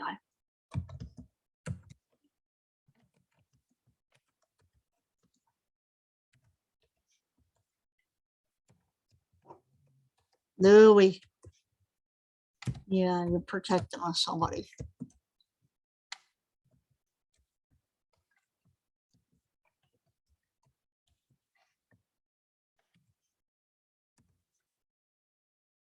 Perimysium. Oh, each muscle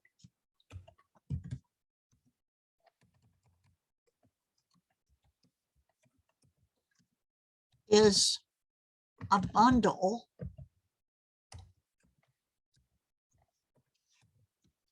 of fascicles.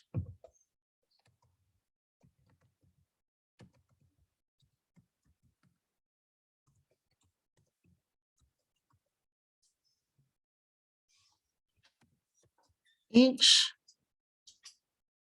excuse me,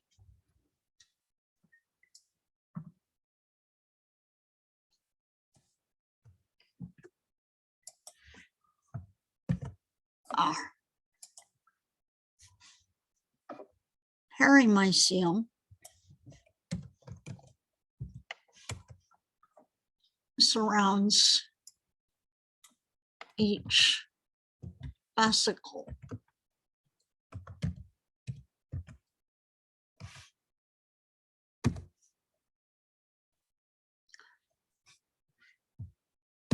Endomysium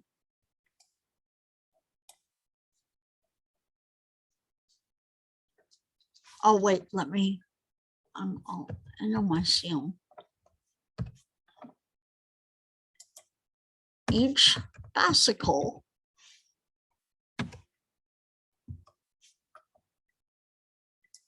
because I'm not a fast typist, I use a lot of copy and paste. So, but you can always tell me to slow down.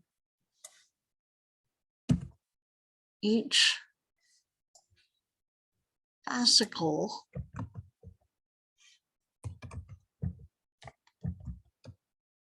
is a bundle of muscle fibers.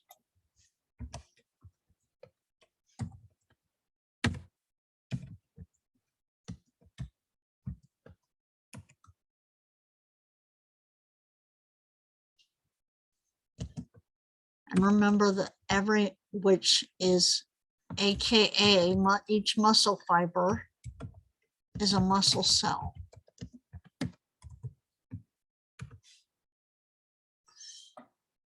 The endomysium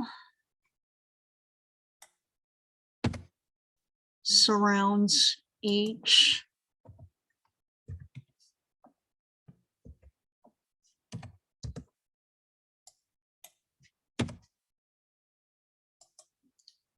muscle fiber. And I am almost sure I am right, so I'm going to write this too. The epimysium, with regards to what Max just asked, the epimysium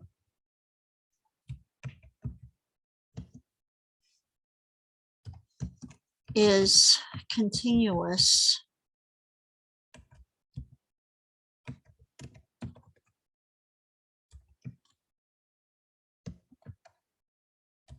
with is often continuous. Let's say that is often continuous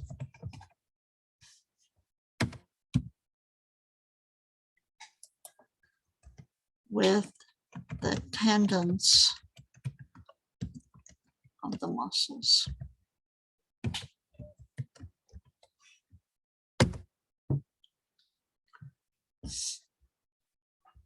Max, I know that was more than you ever wanted to know right there. But you guys write that down. Or write it down later. Thank you.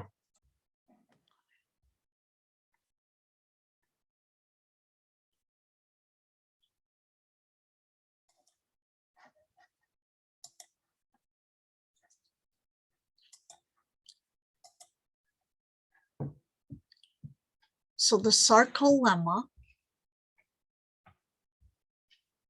is the plasma membrane of a muscle fiber.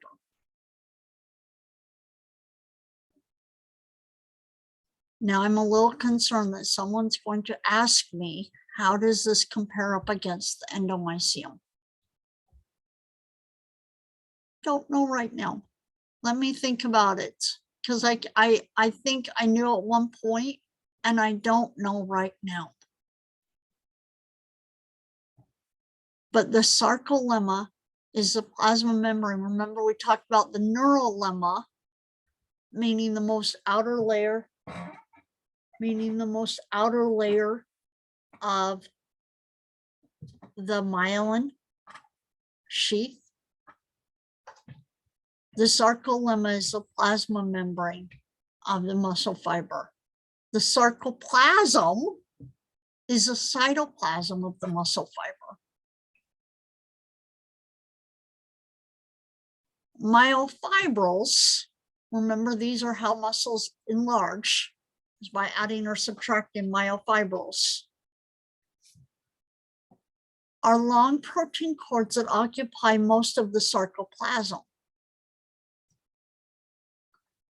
They also contain glycogen, a carbohydrate for ATP synthesis, and myoglobin, a red pigment that binds and releases oxygen for ATP production. Also what makes meat dark meat, myoglobin. White meat doesn't have as much myoglobin.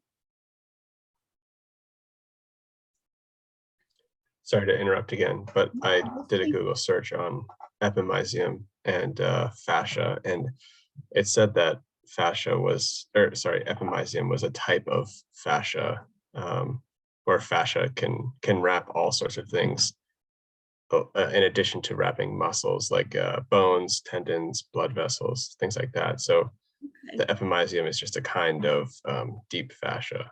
Okay. Okay, thank you.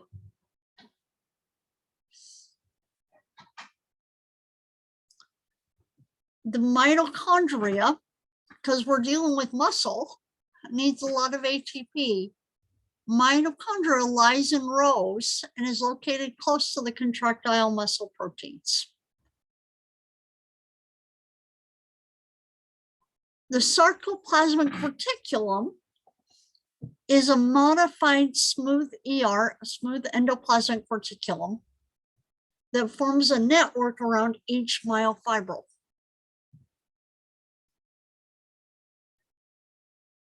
Within that sarcoplasmic reticulum, it contains terminal cisternae, dilated end sacs,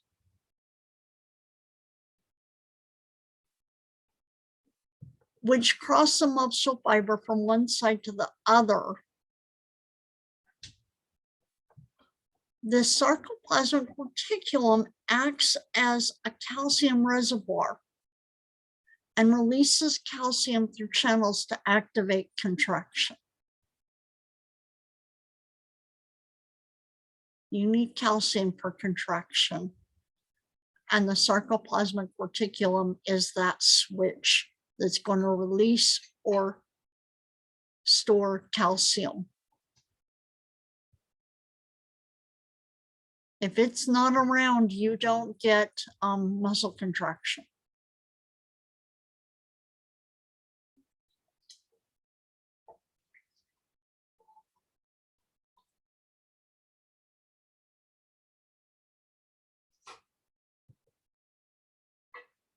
Transverse tubules are tubular infoldings.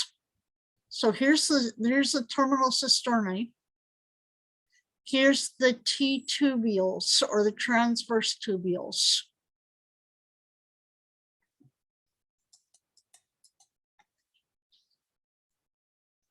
So T tubules, transverse tubules, terminal cisternae, and the sarcoplasmic reticulum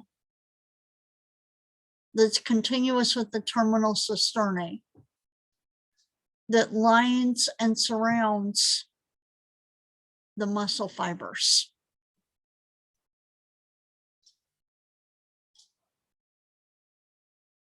The tubules move down in between the fibers, infoldings of the sarcolemma that allow action potentials to travel and spread throughout the muscle fiber.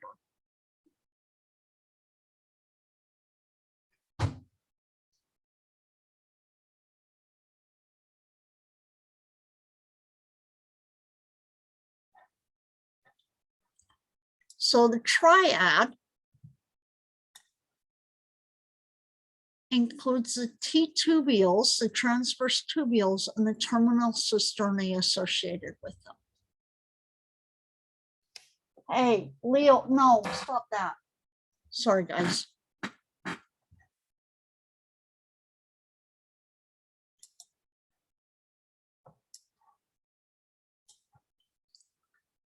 Myofibrils are the contractile organelles of the muscle, skeletal muscle. And they contain thin and thick myofilaments. The thin and thick filaments are the actin and the myosin, which a lot of us have already heard of before. The thin filaments are the actin, the thick filaments are the myosin.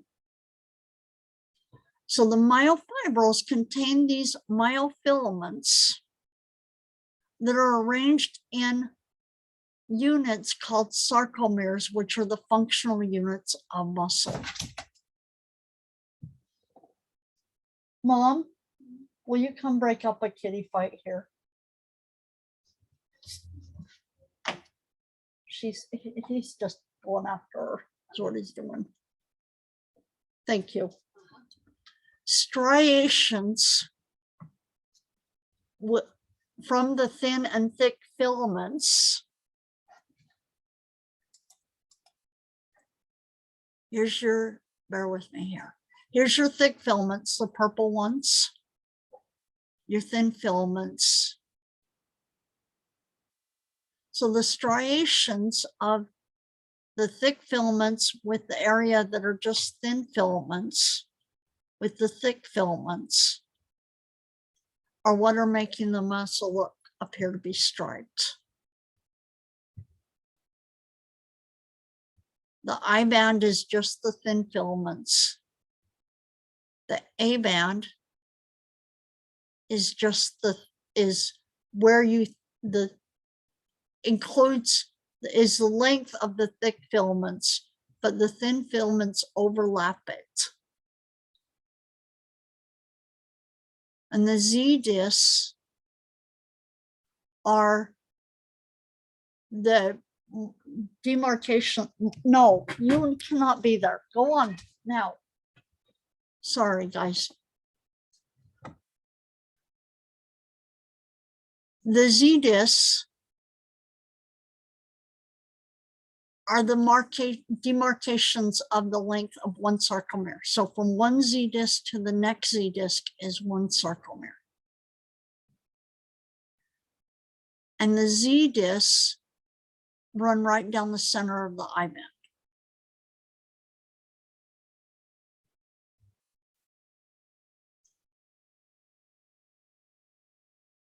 And so myofibrils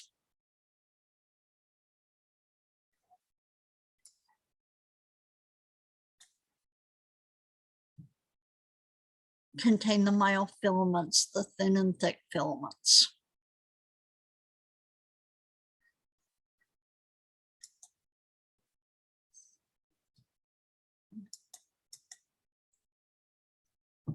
So realistic, here's the transverse tubule.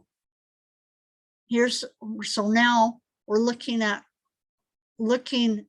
a cross section through here.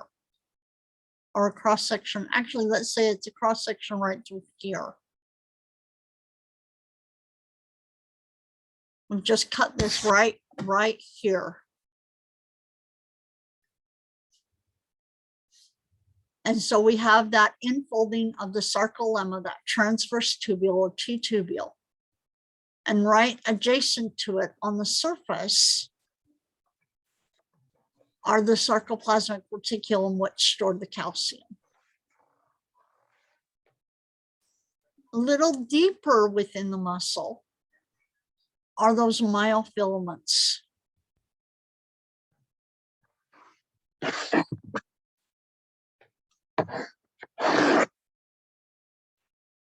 So the sarcomeres are arranged, are compartments of arranged filaments that extend from one Z disc to the next Z disc. Which structure releases calcium to trigger muscle contraction?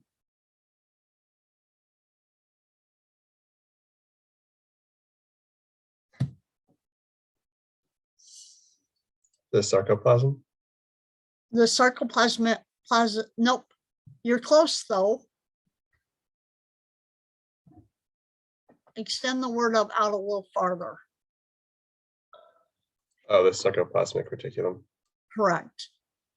Why do you think calcium has to be actively pumped back into the sarcoplasmic reticulum once it's released out? It has to be actively pumped back in. Remember, that's against the gradient.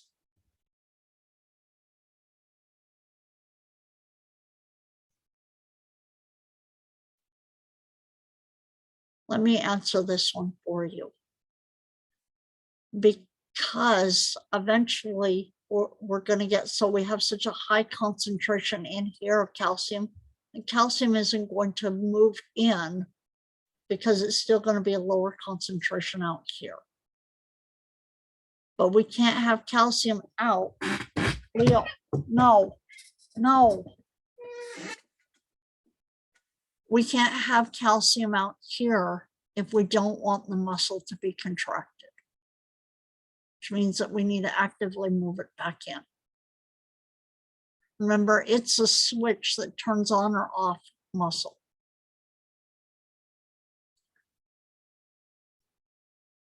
Any questions?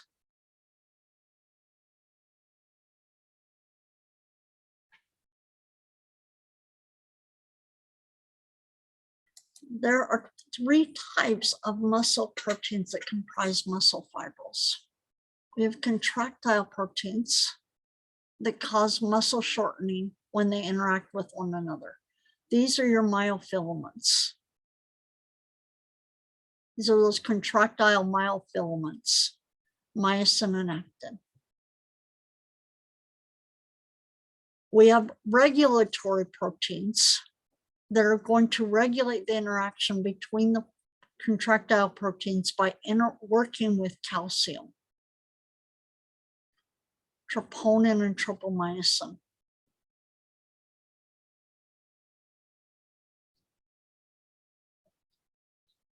We have structural proteins that are going to keep the filaments in proper alignment by providing elasticity and linking the myofibrils to the sarcolemma, allowing for muscle to contract and relax, be extensible, show elasticity, and show flexibility too. The different ones are titin, alpha-actinin, myomesin, nebulin, and dystrophin. You can guess muscular dystrophy is a mutation in the dystrophin gene.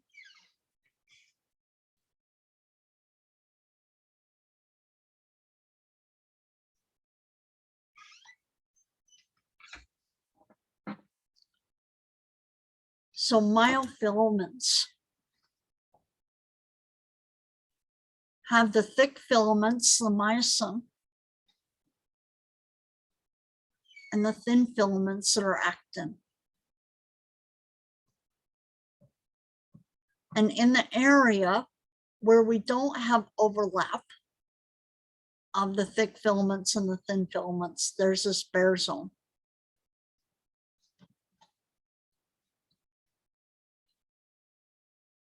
So the actin, the thin neurofilaments are going to be connected to the Z disc, and they're going to overlap with the M line, the myosin, the thick filament that is also connected to the Z disc.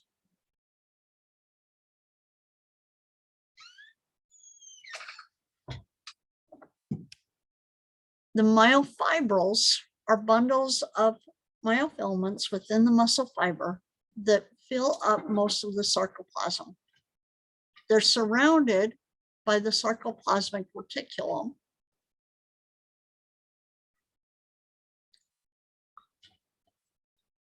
and mitochondria, and their striated appearance is due to the overlap of the thin and thick filaments, myofilaments.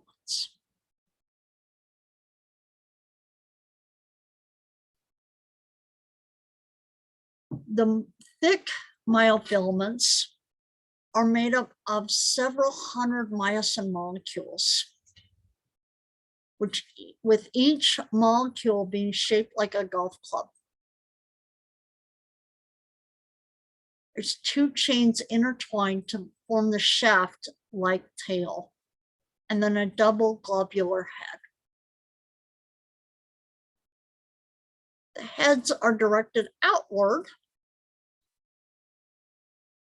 as the tails form this helical array around the bundle.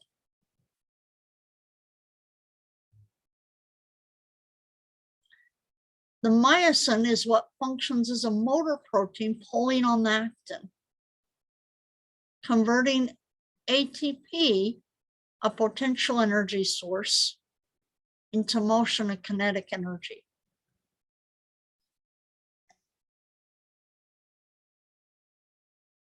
I'm just going to keep going. If do you have questions?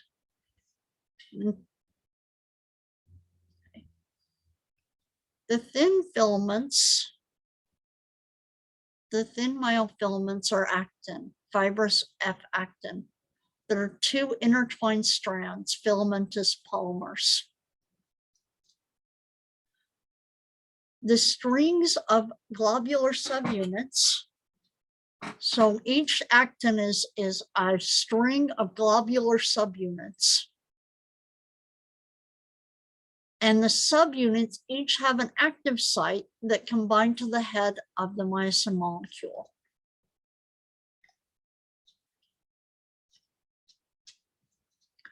When calcium is not around and the muscle is relaxed, this site where myosin would bind to actin is blocked by tropomyosin, which is attached to troponin that will bind to the calcium.